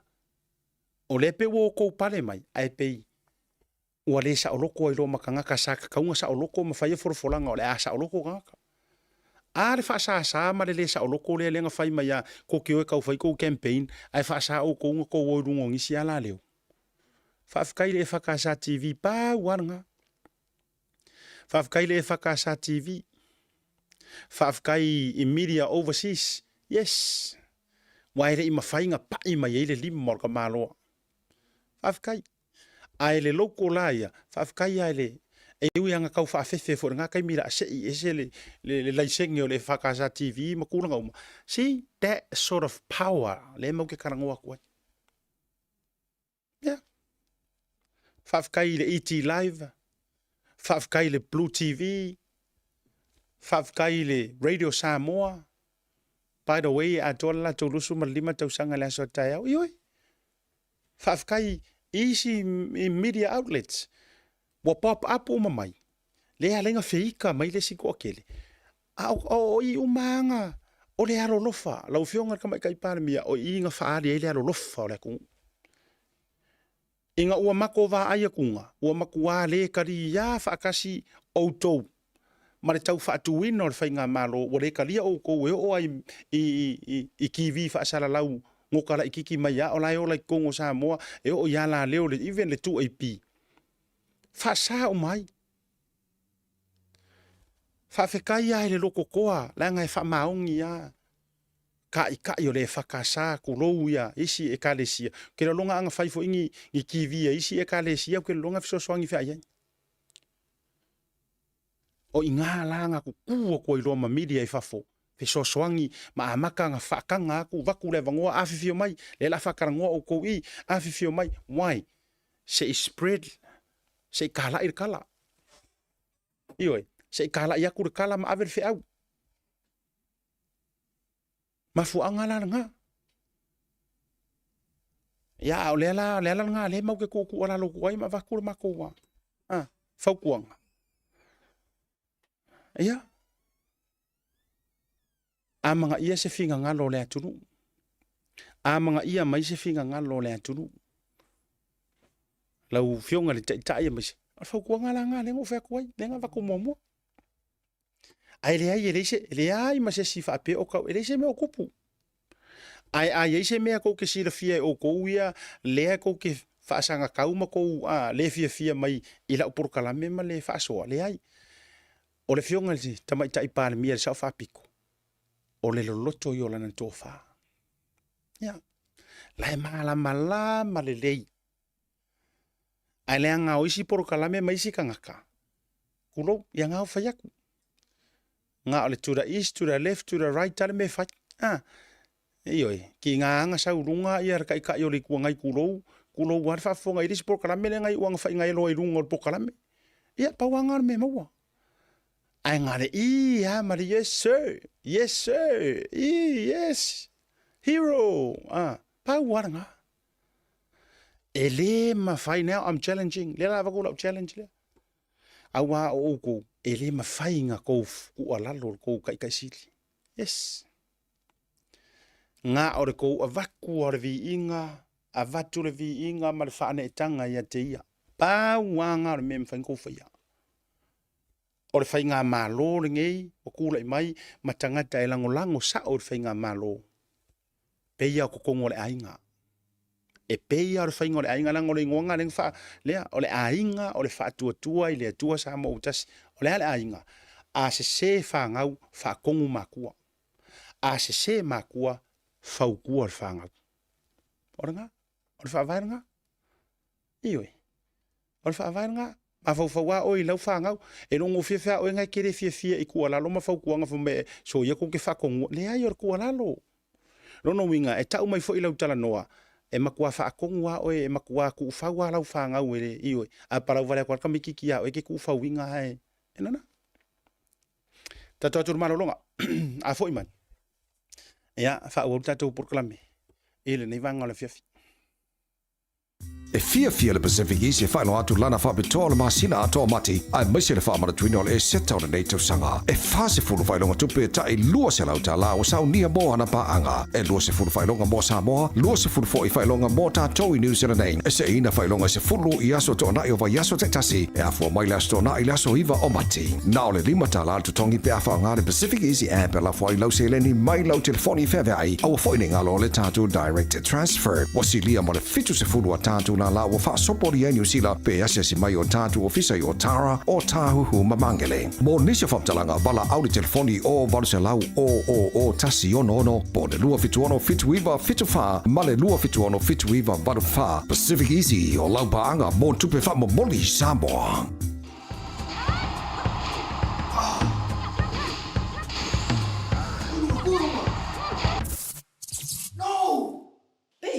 Uma que esposa, né? Salve, Marfia. Ai.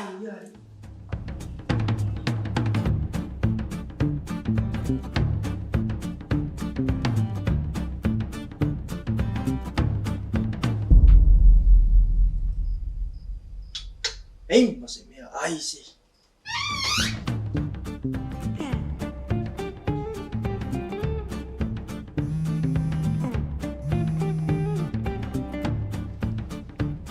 Halo, Anggo. Soli. Ora me ke manga o ruku ki amakat pro kala meri e ko viri mai. Boleh cukup mah. Si masih nak cakap Malaysia cakap. Ma pa wale or kai me ke ro hai ka umaya or ka manga or kai me va ko top up por pau. Ala me o ke o umra nga pau. Fe heri po inga ro ya pau. Iya, boleh. Fa'awa mesti namanya sih, maka sih namanya ya boleh mahal. Ya fa ro le mai o se o kari. Elingi me fa va pa me ro la ko o va yung. Iyo, ale la top up ko la ki ro fai mai or me fai online e va ve ro fa. Le la ko pe ko munguli em kar po kala me. Ma ero ka u mai ka ko next to nga u fa pa wa uma ko mala ko maka mai. Fa ngai la unga ngale Pacific 40. Mal talo fa va. Wai do. Ya boleh. Okey. Ya, lenga. Wa fa ro mai. Ya fa la ya la ngale la fa ku so maka mai show de fa la ko fa la do. Ya ma fa la ke le fa ngole unga ngal Pacific 40 mal la ku ka fa va. Six. Tayo ba? Le Pacific 40 iso se tafa o Samoa o whaafaingofia i nei nisi o nanga e pei o whaataunga, pili o ka o ngaluenga manisi lava o loa mo Samoa. Asiasi nei loa i le lato website mo whaonga inai le tahalofa voucher.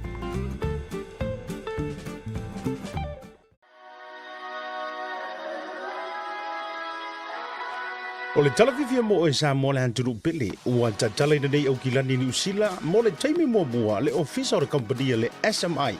Ua mawhaia nei loa o na whaia oka mo mauta malawa raka te lea o wharisā ma whare titele, i si o tātou aturu i Samoa, e tau lantu le lantu lai au kilani nei.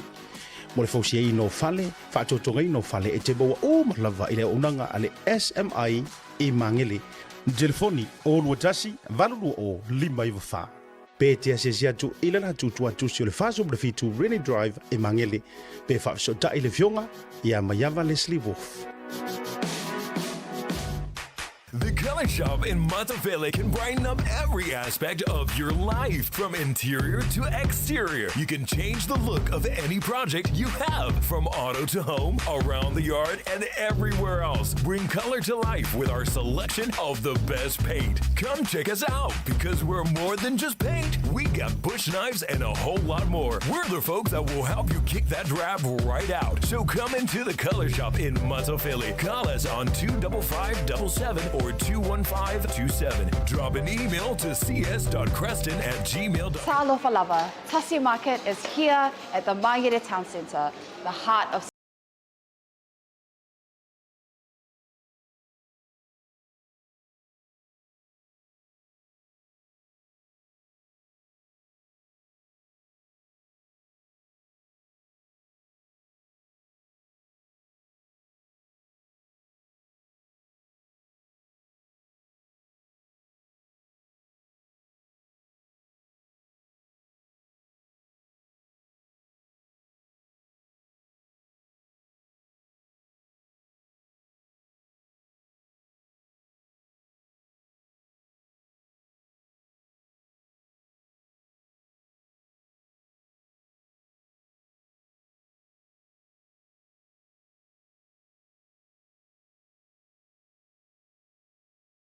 Mula wati le watau so mar fitu miru tau te lele tu la lipa io le tau tu le Blue TV ma sur program le tau te ya le fiafi.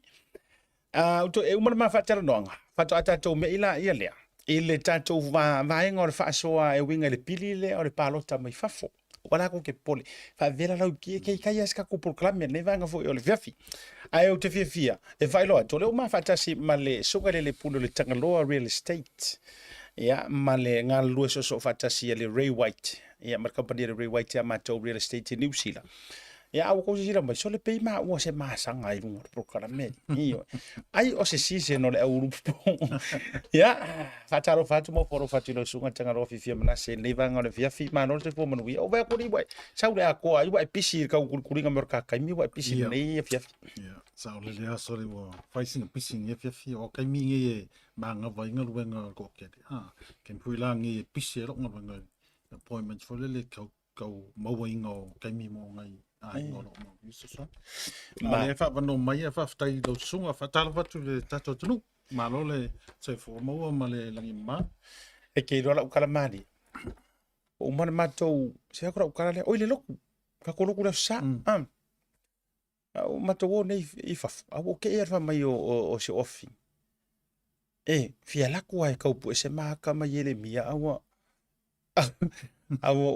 u le pisi o dan ngi lo ko fa oi fa mai sunga fi au ya Jeremia o fa o Jeremia e mai se le grupo le akole le sio o le va con Mario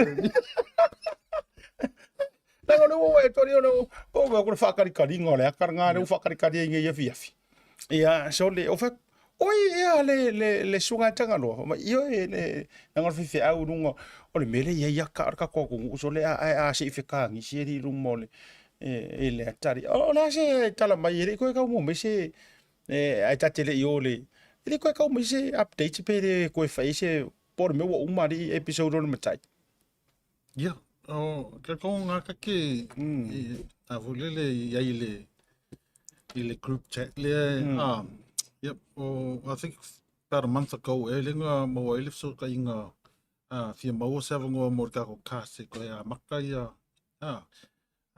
wo manga ye fu wale wo kele yo ka ya pisa mai ama mai pe po a fe ko a makai si ole akale matai wo levanga nga umanga kapu o ka murmuri lenka ko ye ole wo ko popular gaming online o lau ko saunga nga sa wai runga I o so lau ko saunga le wa sa wai ngai runga Tautai A'E S4 real estate o I le pusta le ko so runga ne si malau fa soka I ka ko puli matai o ke longa we go out ko ngai inska siaki ko ka ya o ke longa va pe ya ke lo ma fo ro ya foi tanu po va pe le ekipi ala vai era po kasi sa o ko stanga ya tan po fa mon mo a ko mai si character fu le ya mai si character fu le fi ka fu le la mo character le mai ka ya o fa ko nga mai ya o nga fa ya le me nga ya o ka fa se ya o ka wala ri si ka ko ai la vai nga na o ala na tu o I lau so tanga matanga talau tele o e ka waia I lau ya boko sorry o ka mo le pau o le aka ele o se me mo a kala ka ko fa kia o mai la me fa pe nga lo finge wa ko ke ko inga e pa ka fa si ko ya nenga meu akazore ala ya mana o I lai loai o I lai loai le matua pesto lau act oisot lai la ngoro wingo lau tala ku kai kero le yo wingo lau tala ya lau sunga le fai au wa kakarango o ngore kakarango matai e ma fongo fa ko mo kwa pesto lau wata o yo lau act Wananga fo ingo ka o iaso ka la kiki au ka onga mai la kamar ko inga la le ma sanginga fa ya ko inga lo anga fili au titolva masangi anga fai anga fili di kala lea o oele kusi kala a e kusia se kala po se ia wa o story anga e mfainga act a e manga e whakangi kangaka ia ave ia yo manga ku whakangi a e manga e whaaka ia e makua a e manga o fu i whaika ia e makua I loa hawa makua ika a le ika e le o I loa re ka hawa o lau mea langa whai winga langa le lenga o whakia oi Awa ana uma e ngai ko fika ui matanga tanga o kadi kia i lau sunga. Ai a faila ingi se va pe masoli. Si ka un faila sunga ngai aro fa yam fa le ro fing. O le yo lau act. Yeah. Perfect ia ia. O a fo ila i o ma ho fo mo le. Ava pese me mo.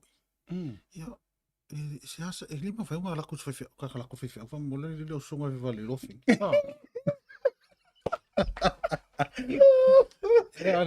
Ane mo mai karu isi zero i dia. Ai ala na inisi foi le ari tu pa ta mai ta. Ngai ki ngama.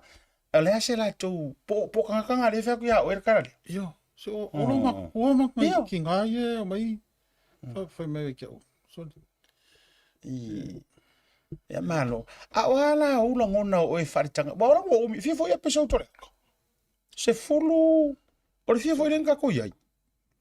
Wa ngalo ho ye le o uma le Eyo. ki li maka la mase.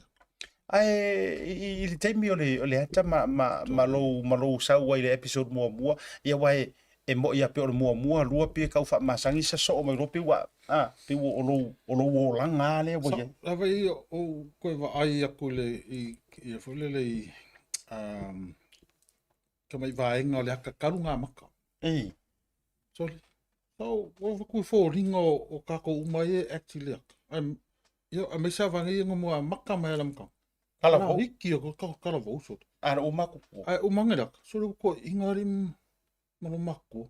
E fo mai ngali ole avungi ole faingo le. Ala la ofisini wa e o le ka ke sa wi ngole ta por kala me wa o moro foi ka ala ngo e se fa mai se vesi kwa nga ofisini se ta pa kwa la ku sunga pe fa Jeremia. E ka mi ke ro mi sai malo far tua.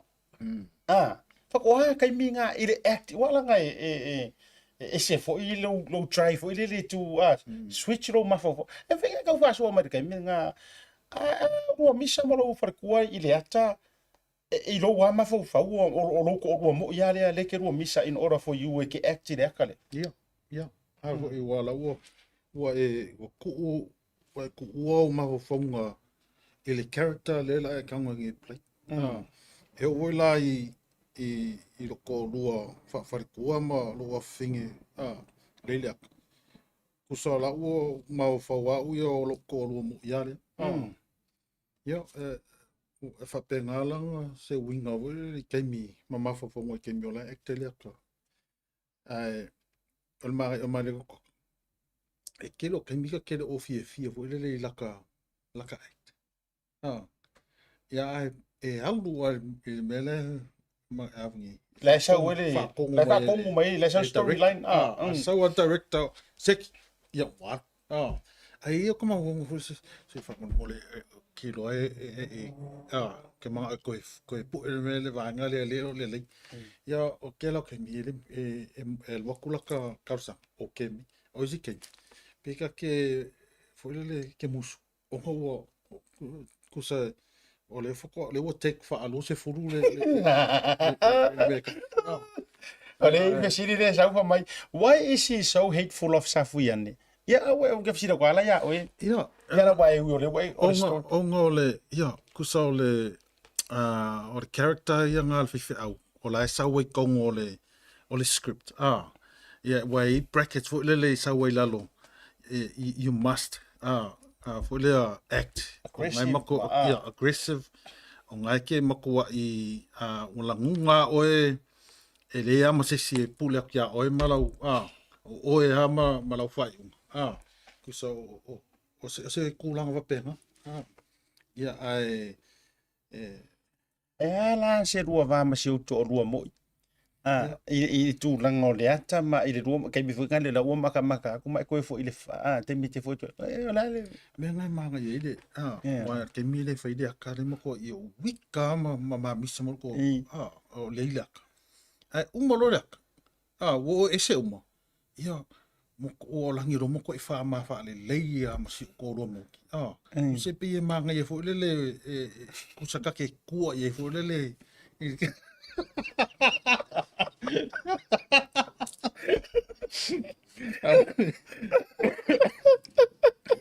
Oi longo winga hectare akare hectare ngo fo maru lo show far tua sa ya ukaf. Le. Oh, okay. Oi le fa le fa pe. Yeah. Ele te mi ki ka mi sa fa pe se wa ka ura kala ka ke fo oi o ma. Ele mvenga fa ya ka. Ele mvenga fa director sui. Ele la kura fa pe mai. O a fe e o so ro ma e ma di ura sunga a se sui le. Melele i fa mau ni. No.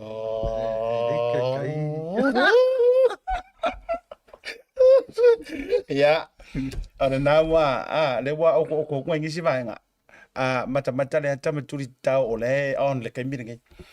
Ya, se I vai se kala I tūlanga fo o le au nanga ma le.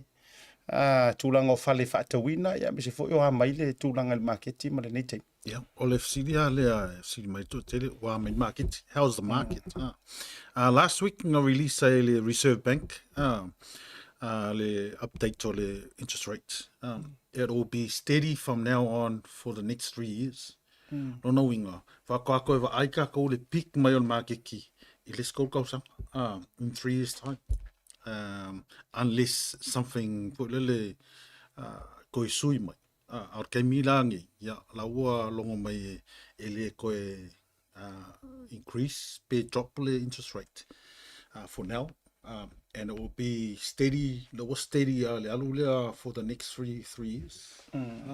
So a whapea la o whaarongolongo mai mo mai niso whakarikali se I koe pikle magiki. Ya, ngai lolo ngai korko sanga le la whakarikali ai. So it's best to folele I misaka mingi because this is still a buyer's market. The buyer's market. So or ko kelenga o buyers e lunga market kami o investors, flippers. O melele o tap in ye ko kero ka kokon. I misaka ka ko ye the homeowners. They have equity in their properties for lelem faye o nga whakausisi fale as investment or start a business for lele whaongale equity lea e whakauese fale for lea as a do-up fale mokwa fale kongwa lai whakau lau lai sao se kaukongo fie ia o nga e whakau lola ia lea o nga e spend lea 40, 50, 60,000 to renovate o nga koe kula lungon makiki to sell again and make profit. Ava ai in kia masainga palangi manga isi fo isa mo yo fa le PacificEzy le wa vai ai o fale nge ye ngo fo kankangi yo I la ka vale ma onga o le PacificEzy real estate PacificEzy kele o le kupe kele kupe vave e ma fai fo e onga fo le ka alo le GST fo le ia fengofianga ia wala ngai fa ngai la wanga ia vangi ia wangi kong ia le GST because if your GST registered fa ngai fa ka wole fa le fo le zero rate GST longo winga ele o fa ka wole ele o paying GST so ele o charging a fully GST so ele la se que le pole la con GST ele vangi ele IRT while you're not paying it and they're not charging it.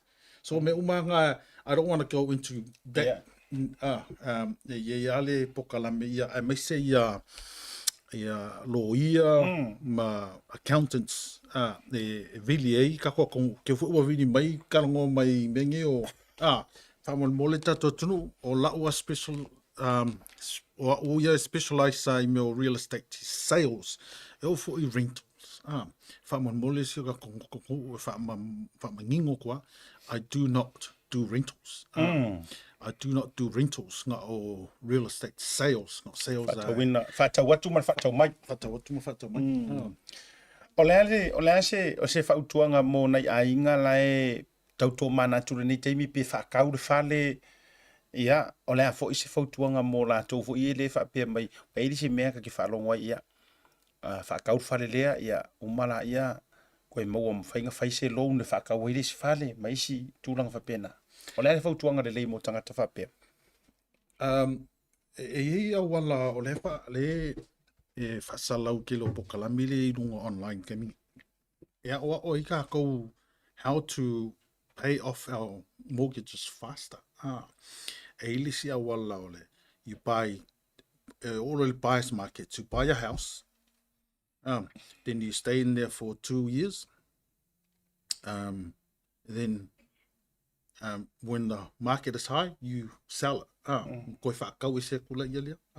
Whaongare plofiki. Maua plofiki o ngā koe whakau leo sisi whale. So, e whape ngale, wa ko kele o kako. O le ngongo fui kako whale over 20, 30, 40 years. And most of us, ngai ua I kongo whale ka I kous furu kausang. Ngā whakau le fix furu afi. Ala ua au le whasela afi. E mafu. O le he whao ngai ka kou le whale top up. O le wa whala lawe whai. O le peng whiki silinga ka ua as a own homeowner. But instead of looking at that, e iai a wala in whai on kako whao ngā, kako whare moko. E mai ele income. Ai le oro, about pawan mele e kelinga ngai loe kako. O le whao ngā le whale. E whai ele loan. Moisi mea. So that's building debts, more debts. Instead of building debts, why don't we look at for lele whaongale whale e create daily income? Wai le si. E iei la pokalame ila le sunga ia a whileo Le Australia. O Papatoetoe. Papatoetoe le sof. Ia. E iei la le uso lea. Ngā ke māla malama I mea ia. E whesili iai wala au iai I statou alo Samoa lea. Ia mo se soani I tūlanga whapea. Nta sa au awaile I se il whonatanga mua lava sa whai Sydney. Le uso lea malana company fo. Manisi o la tōlang ngalu whātasi. Sa au wa ai le to telo talavou. Au talavou te tono o le whonatanga lea. O le se vai nga silina o na mana ia I la wa ai. O lo involve ia tātou whanau. Langa educate tātou whanau early I menge o real estate. Tai tonu mai o e makuangi kako whangau. Makua, au mawa whau aku li kaiminga o whaingaruenga, si whakaikinga sa whaingaruenga I kokola. Lo kongi I kaiminga ko ki kia hawhi kāra alveaso. I was one of the highest income earner I kongo kampangi le factory. Wale le whak, le fulu masingi I tulau. Le kele o kupenga I kia ngā kaimi sa o single. No wife, no kids. Ai le I whaapea ngā masifi. Le sifi, I say lack of information and education. I kulanga wapea. So if I knew then what I know now, private jets. Ole winga lau kala ngingo whakulau kala lea. Ma whaulai kako whangau. Ko kira kako whangau.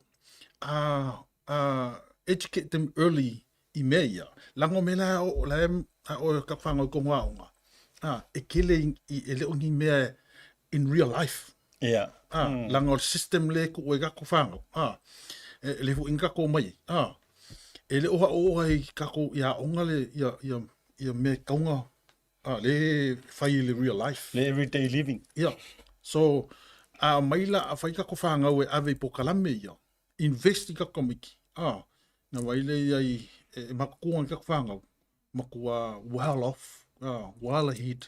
So, well, mana lea insight wa sauno ai foi. Ia, o lea se vai ngai te loe te tau ona whaamalo si ai, me se fōre tūlanga I lau o unanga me toi whaamanatu le maralo tiro le turu. E tu sai foi o nei tau vai tau le whaatau wina le tau sa idingo se whale ma se no fuanga. Ia, ai whaafamare whaafsotainga foi o lau fiunga, lau sungatanga no?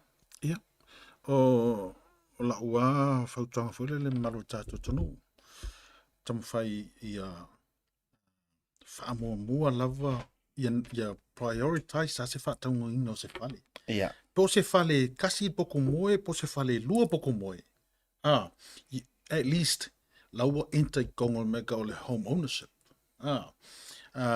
O sainga, I'll give you an example, Filipino in kia ma sainga. Ko sa pe ko se fulu le ainga.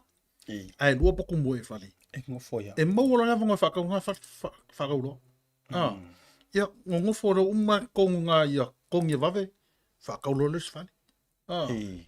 O le mentality o kākou ia le kering o kalangoi. E le ke le se kope. E mawhai ngā ofi I poku moe kou. A lai su e ale 5 bedrooms. A le 5 bedroom fo.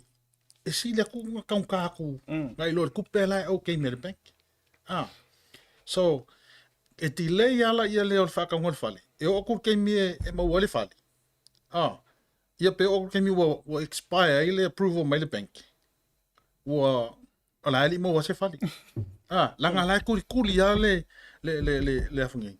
Le dream home. Ale wa mo le pango lea. Yeah. Kua. Your first home is never a dream home. O le hale me. O lo dream home. Whaka maua either your second time, second home, or the third home. Le first home mai ia. O se whale inga ia makai. Just to start with. O la ua whakuanga ia ngā le maluka kongo. E le, ai mese tātou fo ia le e whangai lawa ia I mo kesi kemingai. Lawa increase or double lako mo kesi. I know it's not easy, it's hard. E o fo ia kia uia. Le fo ia, but a priority uma ia mea. O ngā le whale ia is, so, e o fo ia kākou Samoa. A le iswhango le ainga ua. So, e le mwhainga whaakingo ngā mea. Yeah. But, Mano whaptai tele ia mana ia le sono le fiafi o le vaenga tāua fo ile la e sau noa I tūlanga o lea o ino le whanau mai le talavou fisosoangi ai le pake kinga o kupe me tūlanga whapena. Rona lua, mana ia le vaenga le wa e sau noa. Langa I se whakarikali le dream home a le se furupoku moe le whamai whakau se whali. Whapea, ia e koforka me kiki malanga poku kofu malanga swimming pool. Ko fuka me ki maranga kitchen. Ko e foi, ma fa fongo tanto. Ale la o mana ia lau fa ma ite. Se a mo ro pe ko varu fa nga anga le ro poku mo pe ko ru poku mo fai ro mo ala o ma o le va no e fai ai. Fa ka ro mo kai mo. Ona fa ka mo ele or kamale. Ia ka penga mo dream home me fia milionga mansion ngala ka penga ia. The reason why I mentioned that because okay, whanga o se example. Whatetai. Lo whale mua mua. Lo whale le gaming. Punga mea le state home. State housing. Punga state housing. Punga le dream home. 1.1 million. Wow. Onga I se a. O le ego. Too much kelele ego. Ai le kikin mau whau.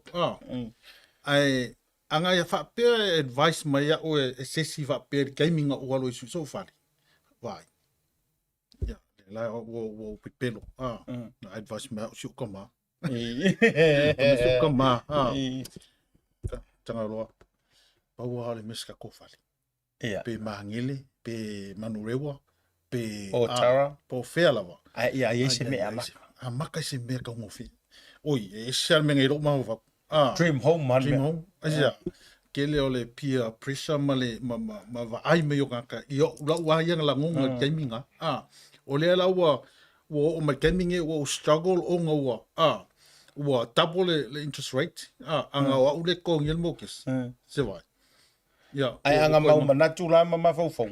Yeah. So I advise a wangi ma wal mistake linga for ya. Don't make the mistakes that I made. Because if I on my vote, I'm for penga of a follow the advice of Yokama. The gaming. Mangu or gaming increase in market. O go sell fali. O ke lesa profit kemo. Go fa ka o lesa fali. Se wa. Ja, le fainga.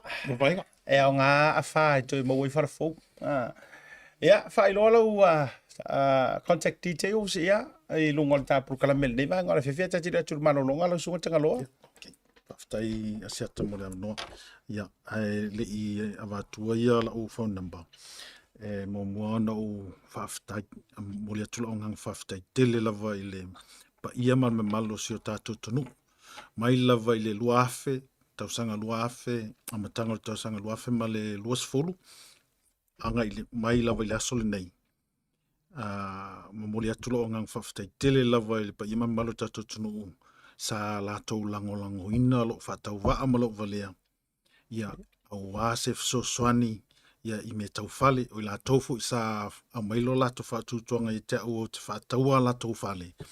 Whaftai tele lava.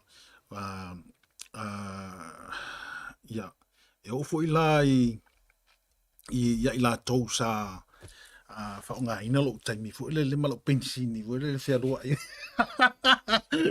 Ma tau tino mai o te, o au lava vini mai pēa o taimi e whatau le whare. Umamwana waru sainga. Ia, waru sainga. Ia, whaftai tele lava. E mo moli atu lava lau whaftai. O le mea sili na taua. Nai tau te amana, ia umai la matanga. Ia, watu e se soani, ia, pauna ole, o le mea sili na taua. Ai whaftai tele lava le mamalu mat pa ia o tātou tonu. Ia, ole mea vavea le fia mensia. Si o uso le matenga lua whaatasi. Sa whamailan whamtalanga. Sa whanau noa te lea ana e sao le saunonga si o uso le. O whamai, iau. Iai niso o matou o te iloa. E fia whataura to whale. Whakia lo fsili, kanu e whamai. Vai, e le manga o e o mai au. Because they don't want me to succeed. Oh, so I from ole o tatou Samoa. Ele mana o Samoa e succeed le Samoa. I mean, what mention I it's something very sad to hear, but it's true. that's bad. It is true. Yes, Ele o tatou mai, ele o mamalu mo tatou. But there are some people who ole ava noa halu ma whanau o tatou tunu. Tatou te whole soswani ma support ma. Ia, iai ma mawhangu whapena. Te lo, ia, na o whole whamalu sia isi tama. Nau, awal pole, awal te whapena. O mea tutupu, mai le tua, aua te pole. So, yeah, ioi. Ele se ale pese le songa tolu maana ve misiru ki sua. O se wo mai fo ngor proclame tu te ia. Ele se langa pese nga faku wale vai faku nga pese o kara ikiki. Ai fe mai ana peitan to ole malo le o saina. Ia, le ki mo upa u watu ai toe apo mai runga. O tanto we va ai mai lo wale le. E tau pa u watu ai o mai ua tū lei. Ngā, e whakakale o misi tu lo. Orgaka ma vara la tala so tanga male tua. O velo kaka mo pese e sungami. Ia le se anga o sungami sama. Ia le foi la vai la le wa e mori mawinga. Are leanga yo le name o le sa o fai mai. Because I don't want him to succeed. Ia ai manga o ai ke le aku persenga. Ia le faina lea. Ioi, te puni mai e tangata le si fai tutoa. Ai te tala e lea tua i si fai tutoa. Amen. Ia, la tatu maralonga. O tatu telefoni? Ia, avel tatu telefoni. O lua fitu.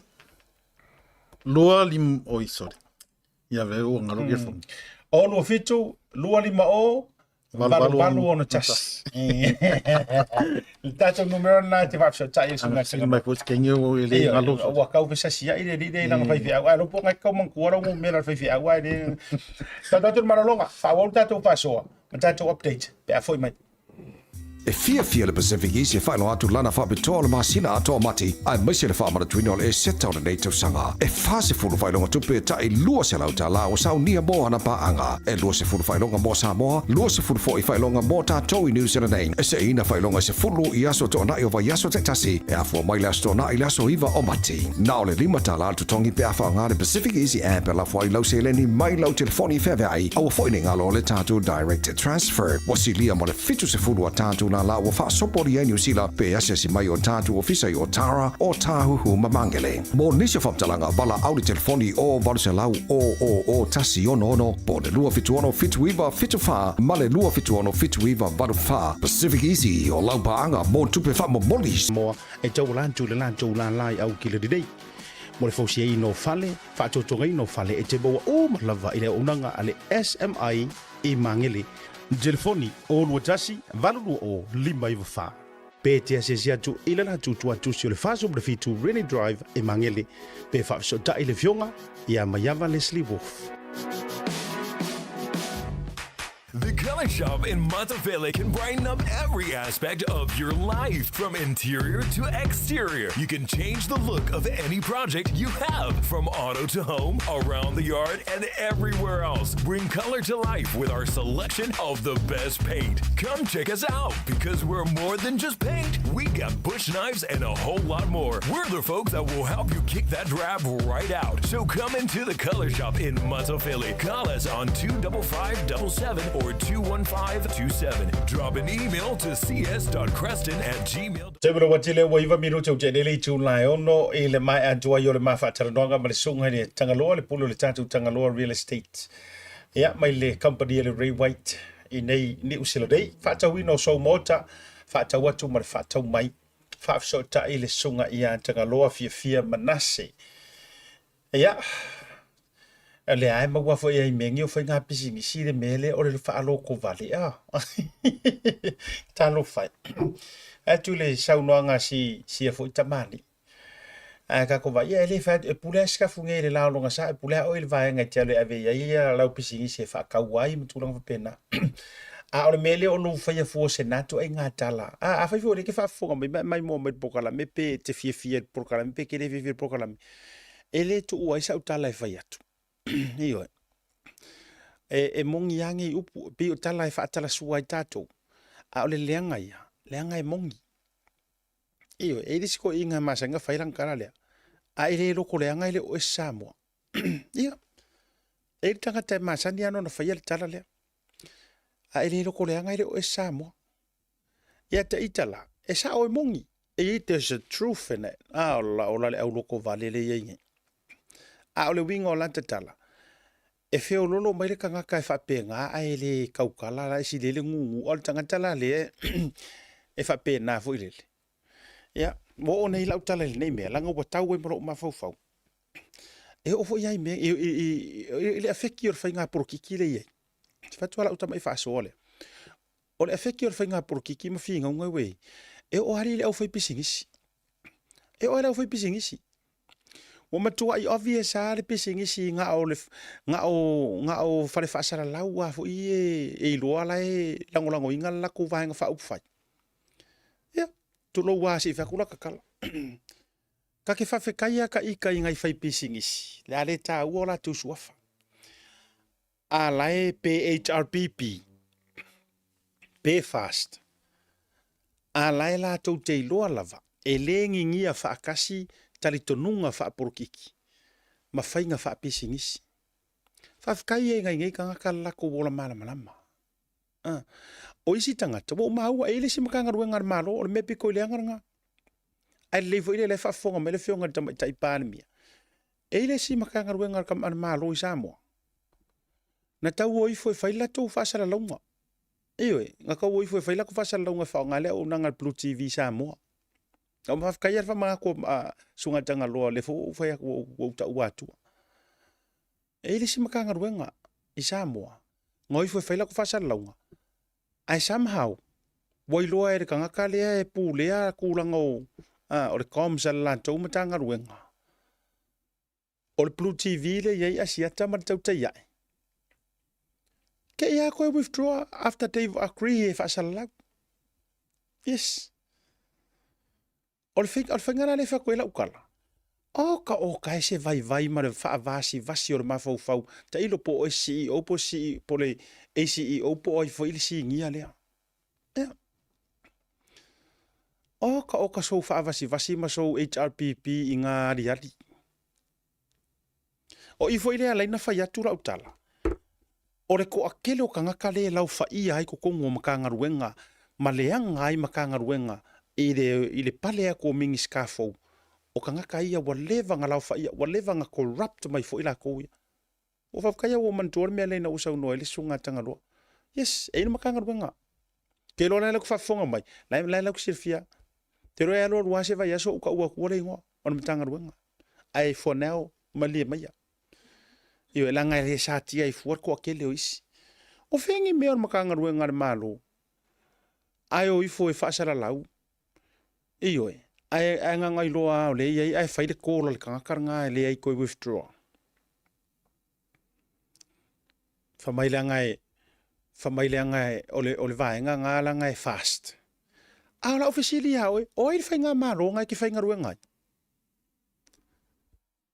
o ai le fai nga malo tanga tai o tauna sila yo to fionga mingi ska ka kudi ka ko ngwaia ka le ko ka sei male ai tu dia lui ko le e le faisanga fe au nga la ko ai nga ai vatu na va no fa fenga du nga se ka nga kai loko sa o e loto moni ma lo fa malango lango fenga malo ya e foi lá se foi pisingisi ke le o foi pisingisi lai tu tono Samoa tu lo wa ele o se kala vanga ya langa o lo te fai atu e foi isi foi pisingisi nga o mai ai ke o ma enga langa fa mai o la to HRPP kulo lenga ole mato fare fa sara la ur fai news o news menga o news that's news yes ele lange menga kia those are news lenga ta o mai inga ai se fa kula ukala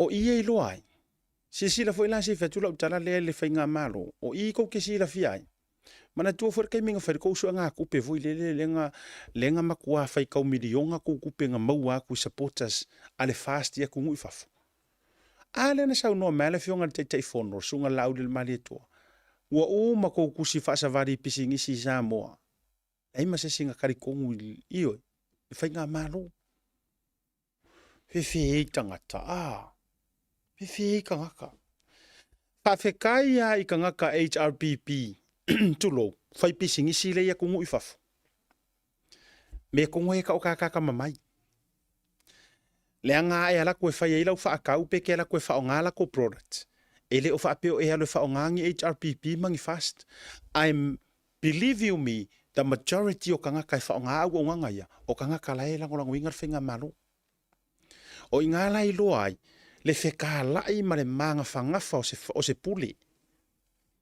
yeah.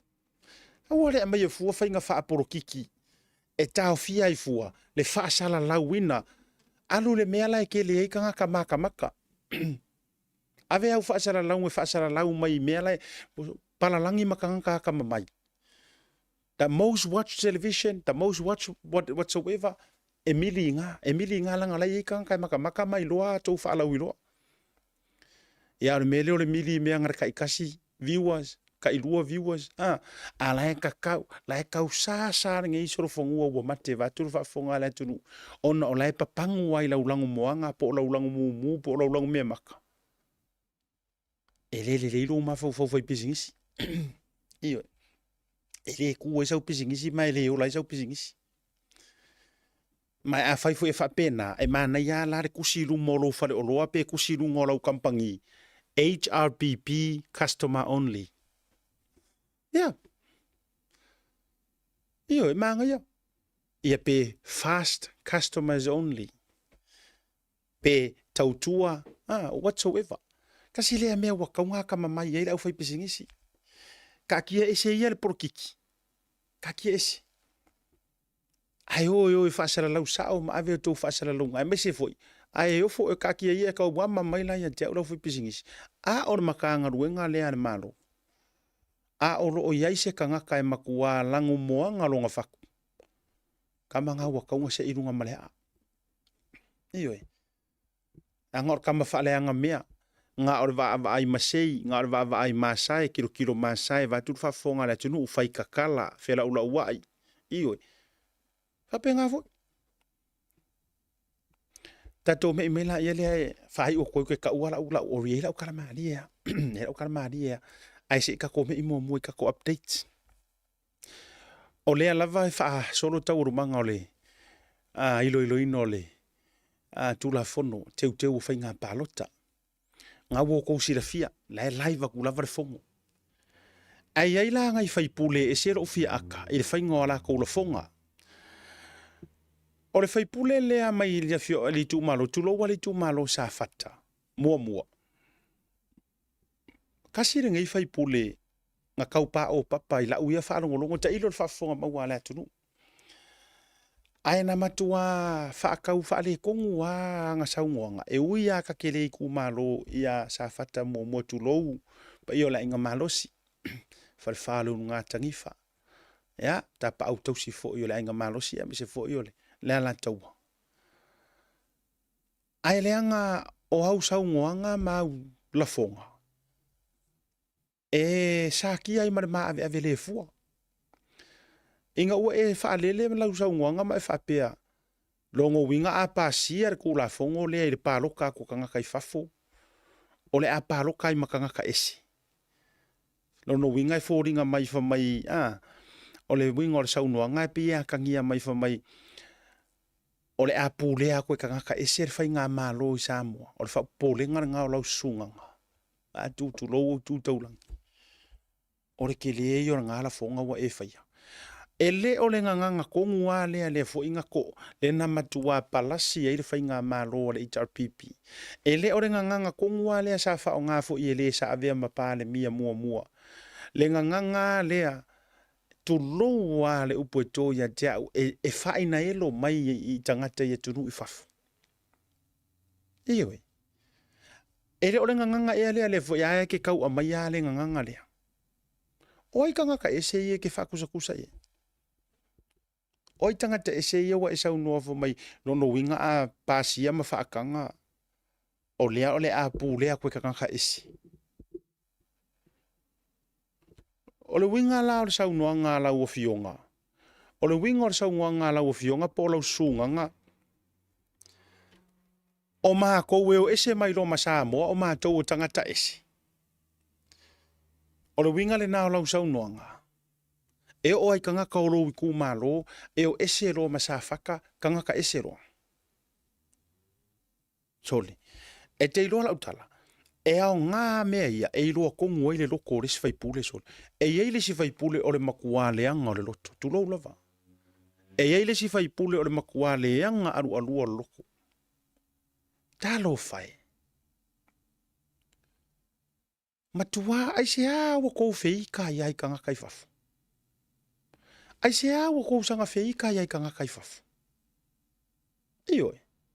O le fisiringu mera kasiringa. E kou kele o maalilie lava i le tamau a inga si kia o Samoa mare kupe maua.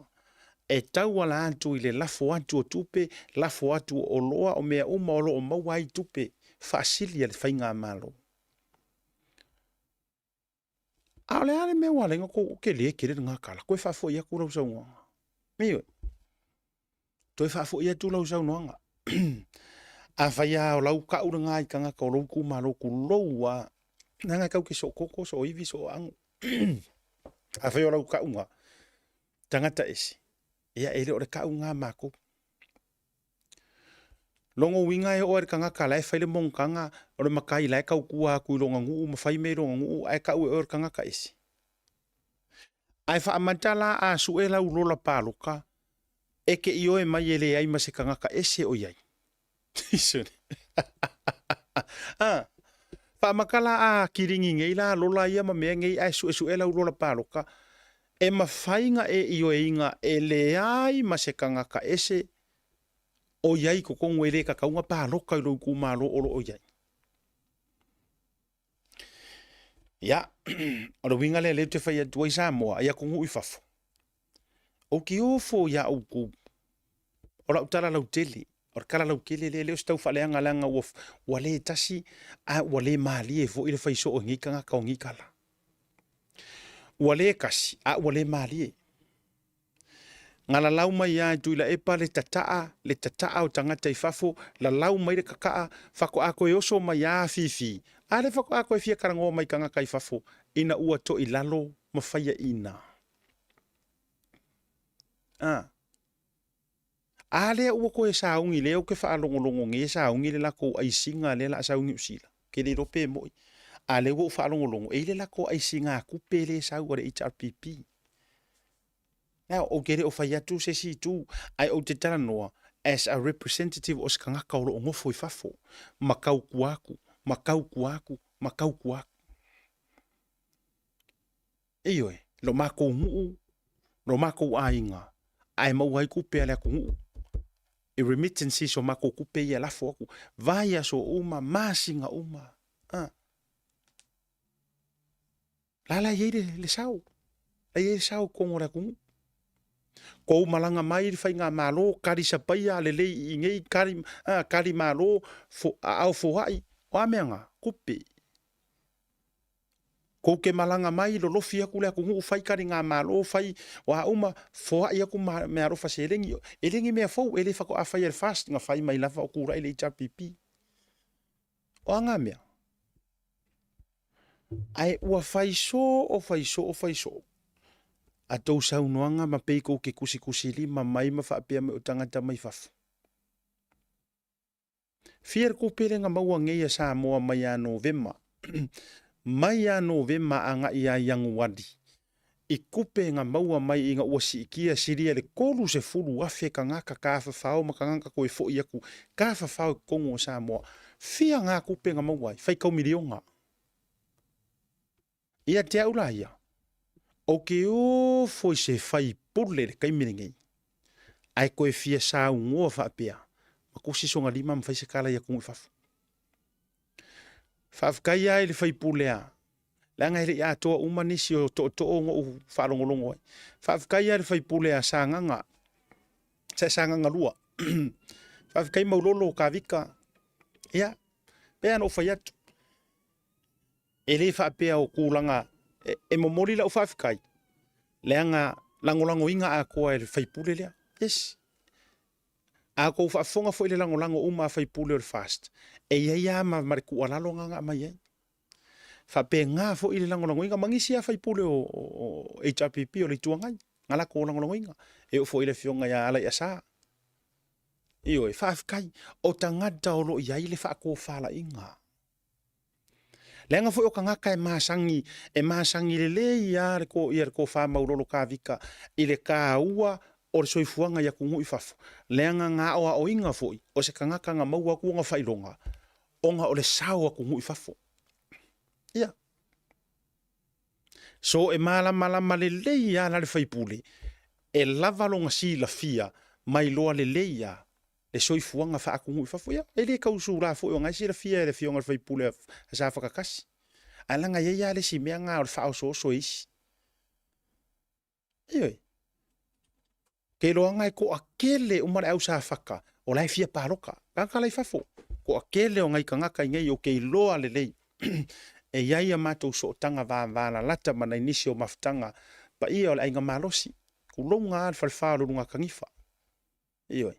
Ko a kele kangaka mau ke so kanga ngai. O tangata fo I malanga aku o mai o aku. Olo la kupe maua ia Samoa. Are ka o kanka isi. Eoi. Ole hae ari la mako anga salari ia o kou ke whaia ia ngā kala.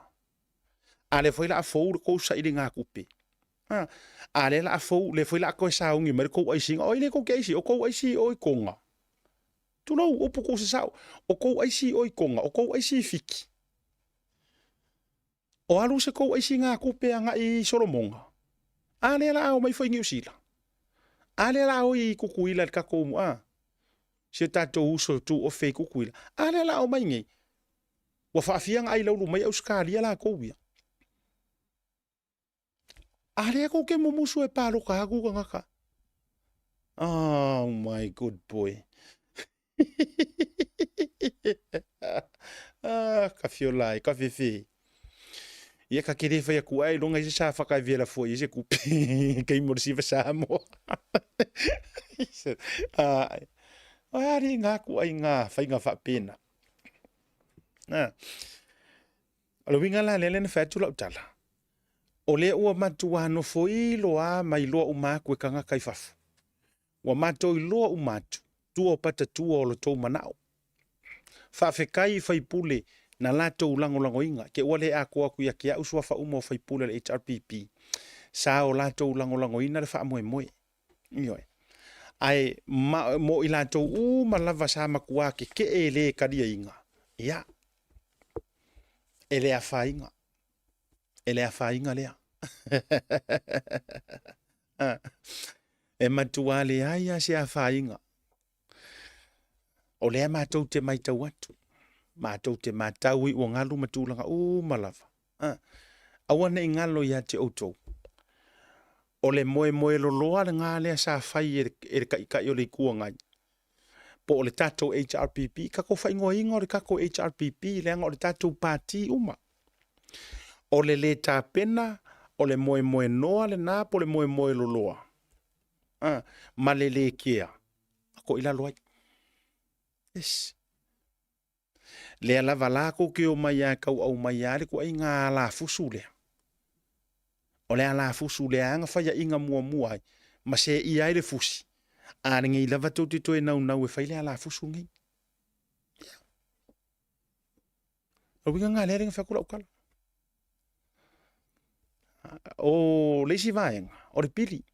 Whawtai. Ele tau wino le paloka. E lua vaenga la walunga i lau kilo. Peifo ona sau noa ile sui le whaipule, po le sui whonga whitalai. Whaipule o ainga tai. O le lola paloka. Ma le system me whaonga ina. So varu masinga, ia, ele pe la ikiki sirilangisi. Arfisiti. Ko ule ava ngoa e whai eisu inga. Malili e ia, to ule ava noa e whai ele suinga. Fia se fulu kausanga o pepese mai le kako whai ngā mālo kuaisa kako iei umalava. Kilia le lola paloka. O ka le ngō ka ngaka o māli liu la ere i updatinga. Ioi, ele i addinga ia isi ngō o ai, o whio hai pai, ele i, o le kele o ngā mau mea sa whai. Wha mai la asui. A lea ua pepese a kur whai ngā mālo la asui, a le fu o sui mer koukati. Aua tau te popole le taimi.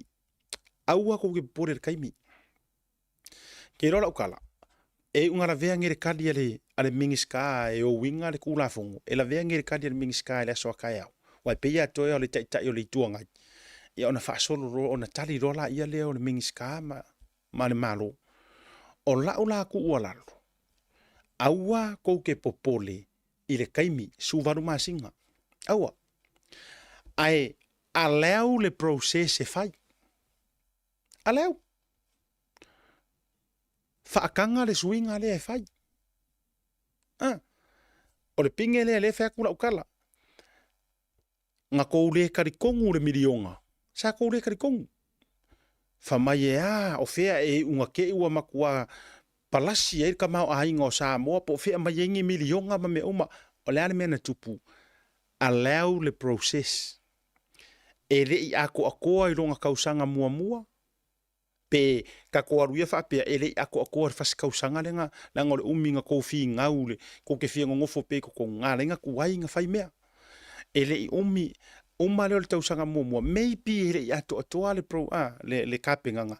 A o langa a leo e whaakupu. Langa a leo e wha.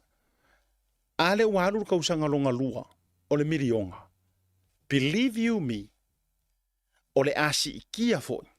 O le asi ikia foi. Le kulanga. O le ayai. Believe you me. O le asi itia foi le tūlanga. Ma tūlanga whapena o le ayai. Awala le popole le kaimi. Ioi. Awa ko ke popole fua le kaimi. Aleo le process. Whakanga le process e fai.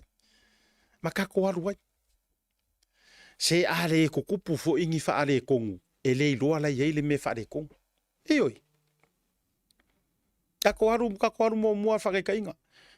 Anga lea wakua are kupe mua ale nga wakure kumalo le pa. Ai kufa le pa. O tau momai. Mana tua, naru mua kua le lua se la wafi. E ua wakua poro ke whaim whakekainga. Ngaru mua kua le lua se la wafi. Nga o ngā lua wa ave lua se la ua le vaenga, ave le lua se la ua le vaenga, waku ngā lua o ngā wha. ai fi ngau kai ori ku nga yele mo ise ro sela wa fe le mo yele mo ai nga va ku la ko ro sela wa fe ku faro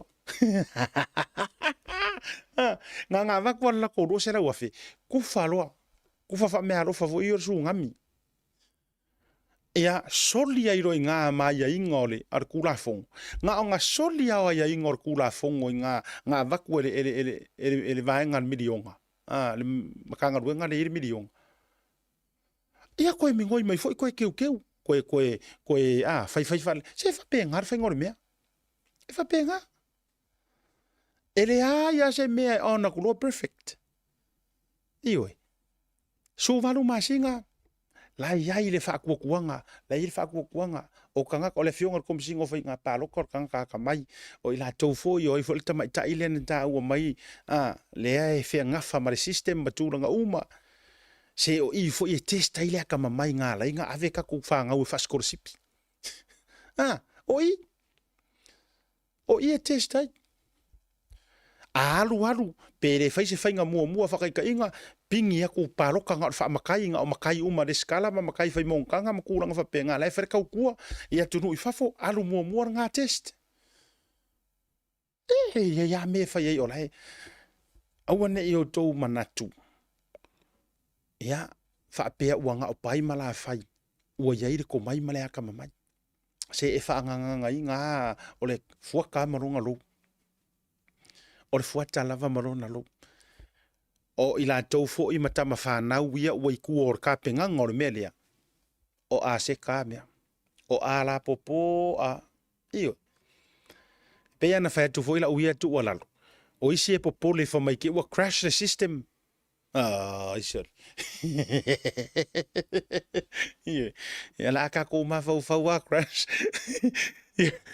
the system ia e ma fuana o whaiatu ona o le alu o le technology ma le modern technology le kaimiringi o le kuainga swinga nga wakaunga ko iai aleu le paroka vote online faingi ia inga le lei fai o nga ia inga mau tutu fai le lei vaenga nga a fa pe e kakaunga ele skala ma me uma ai ke la ku sa mo fai o fingerprints o a uma nga fai me mau tu ai aleu swinga au ko fua mai o Samoa le urua ia tunu o le Pasifika ua makua langa porkiki ma fua isia o le vanka ko kasi le ua ova maleong o se furu kausanga mua ma mau ia ralo ia fiki mua aku o Pasifika mua mau tatou a le ane mela iai ala paroka online Cook Island ala paroka online konga ala paroka online fiki ala paroka online ia Tahiti ma kunga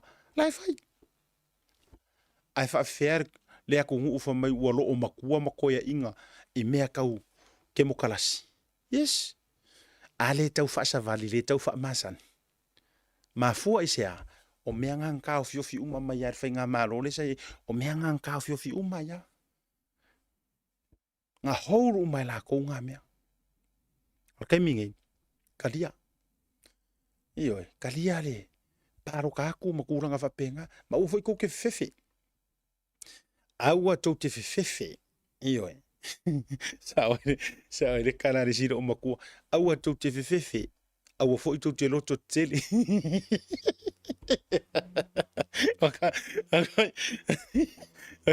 ole fa fanga lo makua ilanga la uma ke o so me ngalo ma to mai iyo aua tau te fefe aua foi tau te loto tele wa ngenge fu a ko wa ngenge fu a mare au fia fa pe wa e wingo i ko inga ka le foi la o mai le wadi i fia ka mai tu lo wa fo le vela mai mala ko terminology nga ke kele mai la crash le mema yeah ke va ko ri a ko fa mai mau mai le fia fu milion nga ko kele longi crash ai a o le me e fa nga ile to mai fa technology ma a le vela ko mai ko ke fu kia ma ko fa mai le a crash le system manatu langa uma o le si ya nga Le sila me fa mai ono le wo fai fa tope. Lai ta sila vaenga e tau na ona sila fia manino. Ele ai ro ngi me fa ka kope le me lea. Ia ka kope ta sila vaenga sai le anava mamanu lo ti na o mai le amatanga. Ka sila o le sime o le sulu pasenge kongi ifafo. Ma le vaenga lea, paro ka inga longo winga, wa levanga alanga me, le ele pe yo pili fo ye koru. Ele pe yo pili e koru. By the way, o fea e o fai ia i ka ko pili e koru. Ia, a ele i ko pela unga kamale pe yo pili e toru. Ele i ko pela unga. E uia i le tilo atu i le fainga ole. O le ta oto mai o le fono. A ele o se mea fako a wha ngau wanga ngafi le vai aso ngei. Le ai. Whatever on a pre-warn, ma vave whae loa mai tātou. Whatever. Ia mela lea. E tahau ai fo, e mese fo, i le kūranga o lo wha ata oto mai ai. Ai, e matua te tau le lei maono mea mese fo i pe amai au na aves komiti su e mai oina. Kakala lea vangoa. Te tala lea vanoa. Pālota atuai, ia, tangata o loo auto wha. A o ila tō, ia tunu i whawha o ila tō sitiseni. Ia, tonu ole tunu. Mata upur fono fa vai ale itu malo fale Tasi. Ia ua ka share solo to tele. Ia la tu lunga. Tasi le mata up. Ia ua fake ia vo ile share solo mai le to tele le mata up le. Ole fo sei o lai o le fale le fono fa vai ale itu malo fale Tasi. Ilalo le au nanga le Samoa realty. Tau fale. Ia mawhanua i tonu o le tātou tunu i Samoa. Na sa ili atu la se tātou su enga le tūlanga lea. Pei tai whaftai fo le tātou timi Samoa. Ia, ailenga tai lea. Ma le tali sau noa le fionga le sui whaipule o whareata mua le tō whā i le ingoa matua e manu le leua. Fou vale. Le sa ia sau noa fa manino i tono kabinet al parliament ana le la fa pe mai lana sau noa nga fa wi wai dunga ka fa sia vangoa nga mau ia e pulea ia le ai nga felela ile la to fale ma fanua sa so ta ia tu lai sa mo ile tatou team se ka su e mai le ano liu le ano fale le sau noa nga le fionga le fai pule ia ma wai le o le atoanga ia le o lai mangingo ala ma ko vai o le falea ia ua le vanga iai. O le whangua fo i fito i tōnua i whilela. Ioi, ai sa ia se alili enga i lunga o le vāno no fo le lei. E whaao ngā. Ia, awa fo i tūlanga o le. Pawana i vaenga o le toi teu unga o to tonu, ma le whao to tonga ina, ma le whao fisa ina. Which means, o mea ngai ma whai ma wasa si whare fo. Ma le no whanga fo. Ia ma faianga movie ia mea patino na mana i mea totino na ia ale poroketi. A wasa usuesu ea. Pesa halu se kupe ale porokeki. E whaaka wai. Ia le fale ma le whangua. O le vaenga kongungango ka usuesu ea. Ia alela e na maua mai ia se tātou o tonga mai Samoa. E le ai e ia duai fo se kupe ale kulo. Ale porokeki. O lala ele o nguru vo i vai moso le melea. Ma le pea. Ai toloa, loto pā, ioi alafua, sinamonga, na inisi o nuu tua oi. La ele o nguru la kou, ele o ngengefu la ngalai lau ke mana manam. Se au le mele i tātou se ua matua tele fo ile au ka shea i fua makele a kua i fua matala anaitanga e fai. Ia lai mangingoa o si ngā whianga inga. Mena, e o mea mau patino lava fo ia le i tū malo whaleta mua. Wha mangingonga ngā le vai sua le na. E ini sina whaafisili mai e te au. Pe i se whaamauneanga o le ua mōlia tō whaafine o Samuelu. Ono le maa whaataratanoanga le, mātou whaataratanoanga le sa whaia le vasona te nei. Ono whaapea o le ua maua mai ni whaafātala mai Samoa matulanga whaapena. Ai ua mōlia nei tō whaafine. O kousi sila oko. Mōlia ono le tūlanga fo i le whaataratanoanga. I lunga o program. Makua i o ufesilia ia. Po le ale vai sua o por kalame wala inga. Pe taila le sa o mo fiso kai Samoa. O fiso ta ia tu Samoa tu fa fine nei la vala a fai por kalame. Ia ai saule tali. E nga ongi kala i lunga le fake page. Ai le ai se wha maunianga. Ioi. O le tala le nā lana au mai. Ai, o ila le isi vae ngai piko sili la nga makua makaukia la o fionga tamai tai pāle mia. Ia ai mai se foi la ia le tatou fai ngā malo. O ila le si vae. Ioi. E makua sila kokoa e hei ko inga vaenga lea. Mana ia la le sila kokoa. Ioi. Ile vaenga lea. Pe a wha pe o reo le a mōlia ia. O vai kau kile iloa le me tupu na vaenga. Tatu tele mai loa me tupu na vaenga me tūlanga whapena. A wai ele whakala nga whai mai. O kile iloa hea o peno vetu. Tele iloa hea uni fake pages ma na vaenga. Wa poloka uma, I've blocked them out of my life. Ma lato uma lava. Wa umangoka. Ia le na. Ele ai la se wha mau ngianga o na vaenga mo le whaafonga maua le toa tele. E ana ufiso ta ia tui nei mawhine i Samoa. Whamaila tala. Ia ele ai se tūlanga whapena ai sao. Sao la tō wa ia whamatalanga ia ka post solo i toa tele whapea mai. O la ua o leo e au mai e. Iku o i soli. O le mea la ngā leo ke whaia koe lau kala. E pei eri se makangaruenga. E pei makangaruenga leo o se tāvini ale au no life ye. E pere makangaru e ngā leo se kāvingi la kāvingi kusa amanga ngā o kua le mauka o whaososonga ma le mongi ma le urupo o le wale whape o le inga po le alanga mea sa o lai whai. E manga o fuile le amesele au lafi wau teiro le vai ngā le la lafi man to fuile no mauanga le fake page o le li ale le lafi ko fake page. Kasi le fai fake page o le li. Tato i roa i mo tangata mo le tangata pala ai e aru fai fake page. Ale la fa tu tala. A fai ongi fake pages ia o mai runga ia vaenga. Ia. Le nga ia rua. E ai si leo kari kongo i meia. Ma o si fai ala nga leo. Lai kua fu o vaenga ia. Ia tatou tuli matai la. Wana to telefa anisi ni tau fa ali le tu popo e le tulanga le. Fa pe mai. Asia kai un fai ake ua moli ngai. Ia. Ole ale tula moli ai. Ai a fai fo i popole kangaka. So le sala le popole langa le mele i o le pa u o le lau uru moria. O le i mea o le vea moria. Ea. O le mea ngā le wakula i mai. Ngā o le pa u o le lau uru fo mo le iku. Ngā o le pa u o le lau uru o le iku o kia le iku. O le mea o le pesere nei o le tactics fo inea le wo fai antu. This is a dirty tactics. Le wo fa o ngā mai. E tangata i e tua o mama te te e whai ngā malo. O le tactics le wala ko wha o ngā inga. O le wha o ngā o le ingo leo. Yes. Mea fuanga fo ina lea la inga e pisa kuare si vaenga le fo mai avakuia ia asia kai roka. Vai vai. Whawhekaia. I think ia te au. Mai vaenga uma, matala uma, ma mea uma o loo sātia ile suafa o le fionga komisina. Ma nga o kala matulanga whapena o mea uma nga o se foi whae re kau. Ai se meu ke whawhikai o ke whawhikai. E leva lea e tulou.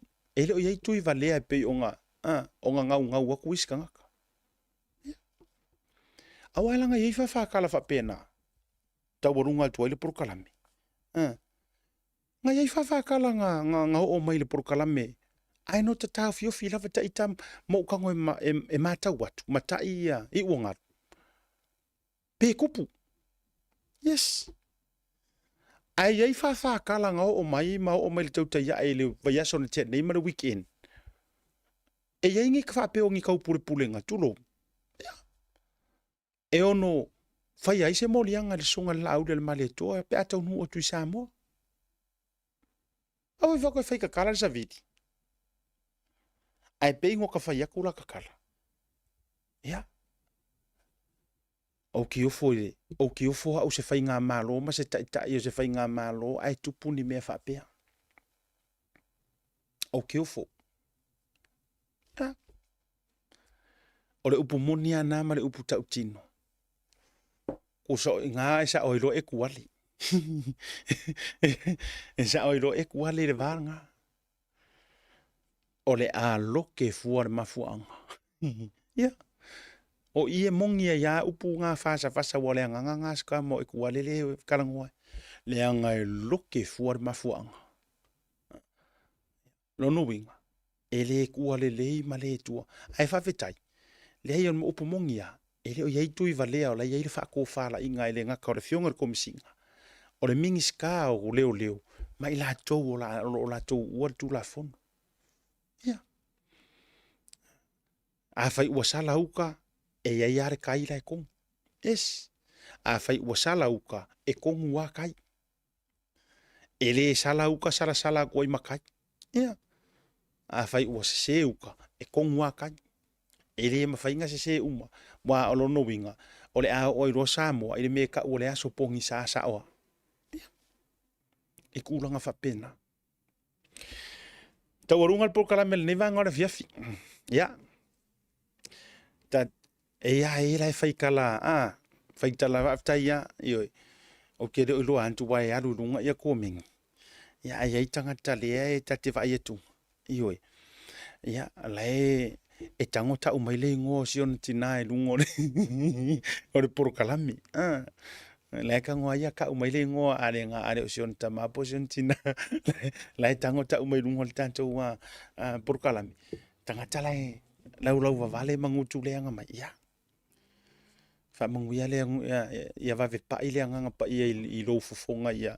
Ele le iare pai awangi kupu ia o ele meang kupu ia Paulo ia Saulo mantua foi. Le angari i langa o ele ifa pe nga pai nga kango i le ange nga kaia ro ele ange ruli ua sa o le ai. Nga kawaso mua nga pa kawaso. Na pa le ange ru kawaso. Fako ako es popula e ile wa ave ma Paulo ia Saulo. O foi la le te fia fai me le o le ngutu le anga i lungo porkalame. Po ola porkalame pai mala fai. Ai ke fia e a fai ngalo sa i whakamari. Ai e sautongi mai fōringa o siau o na iau te i lau palau vale. Mea Ia va ia o ke ua pa i se angeru i rofonga i le leila Paulo nga paka waso i nga yaso koe pula. Au ke loa o e a nga pa i lo fonga. E te nunu whaasoro antoa e o le ingu e ke fefe. Ia, le nā. Whai ua kura upoka la me, ngō mawhau ape ka ua kura ukala le pere, ai la ka ua kupea. O ke e ero wai a kua poroka mai a o le simingiska.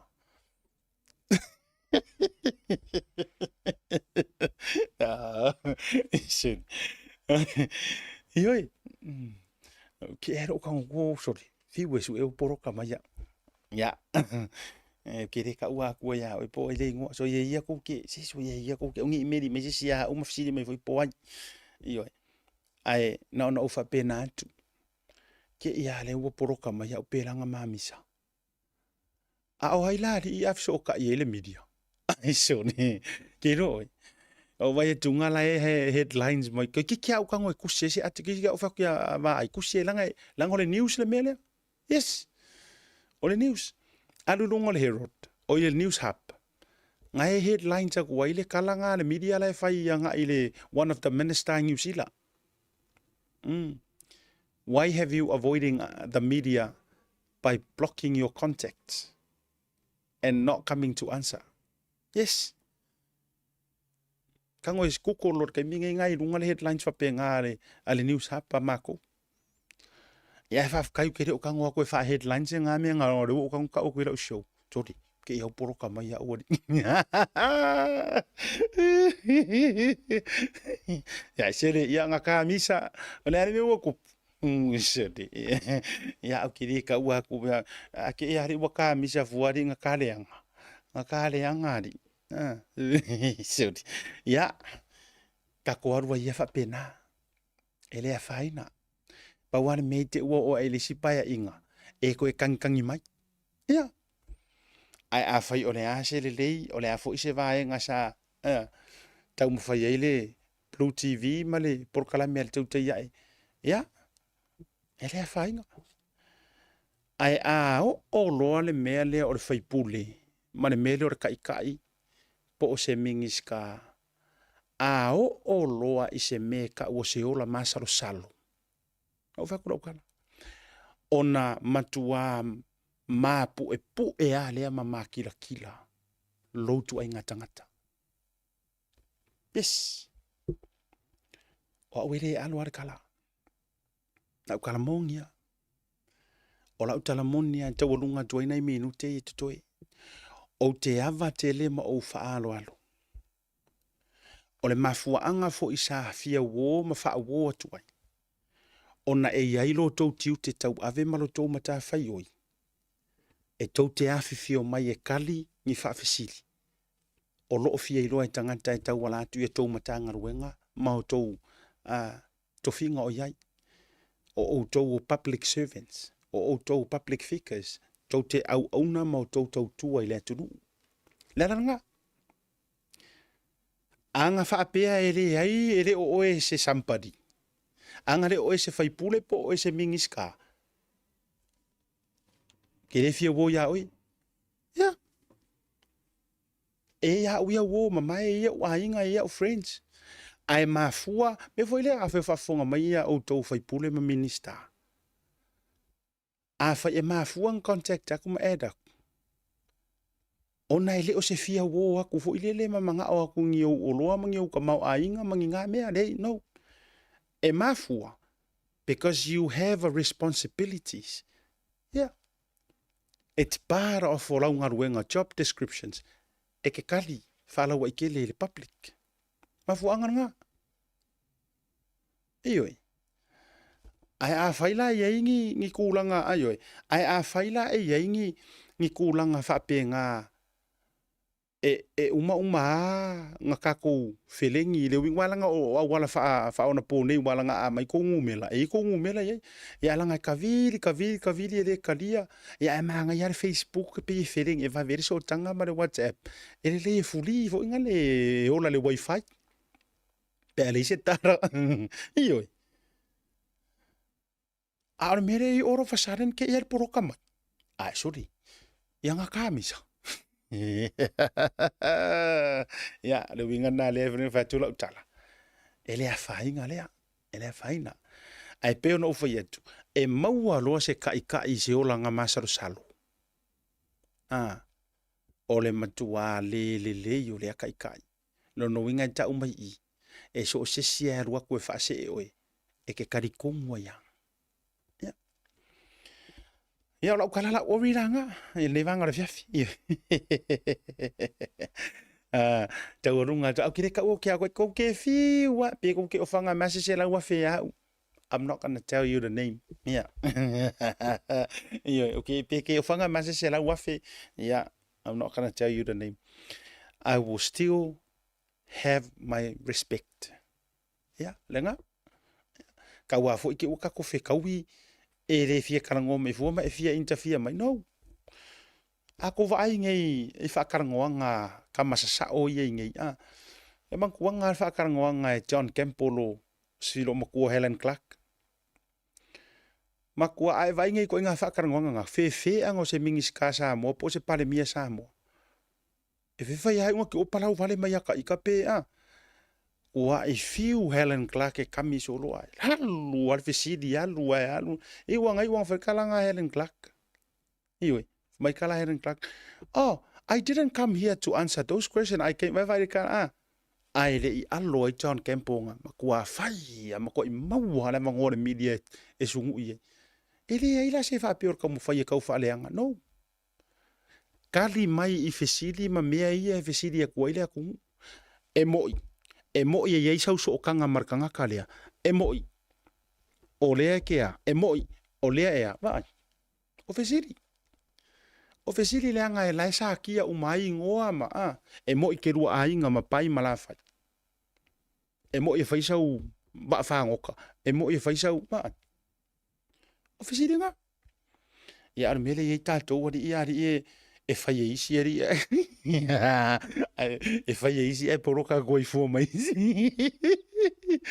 ai awe ya taurunga proklame le vanga fefi fafte tele la vai le tou maftanga a ise nga na wale tou tamali la foi fonga va tele iyo aki nga ya o irongo winga iso nga a e faali i irongo winga sao ai a e fa ta waina mai fa fitai vi ia le tua lono winga mama oe mama o le simple as that a umar fa soa marka ko por kalame wa e ki ngai lono winga o le ala mau e fofo o le fo ma isa o ala le o lo fa fikaudi o le ke la ver fa soa ai a e kai e makuasa o ala fa soa ai a fa te fia ma ave fo yo se tu ala lo se fautuanga mo le lei vi ia le tua ioi au nga uma mo ka ku uma ya a manga se le manga o le tau tamari la foi fonga vatele fila ila so tayau tau bolunga le tanto por kalame o le tau tai ai ne so tayau ai mo le fiafi asiata fale malu pio vauriko alofa mo auto so i fua memoria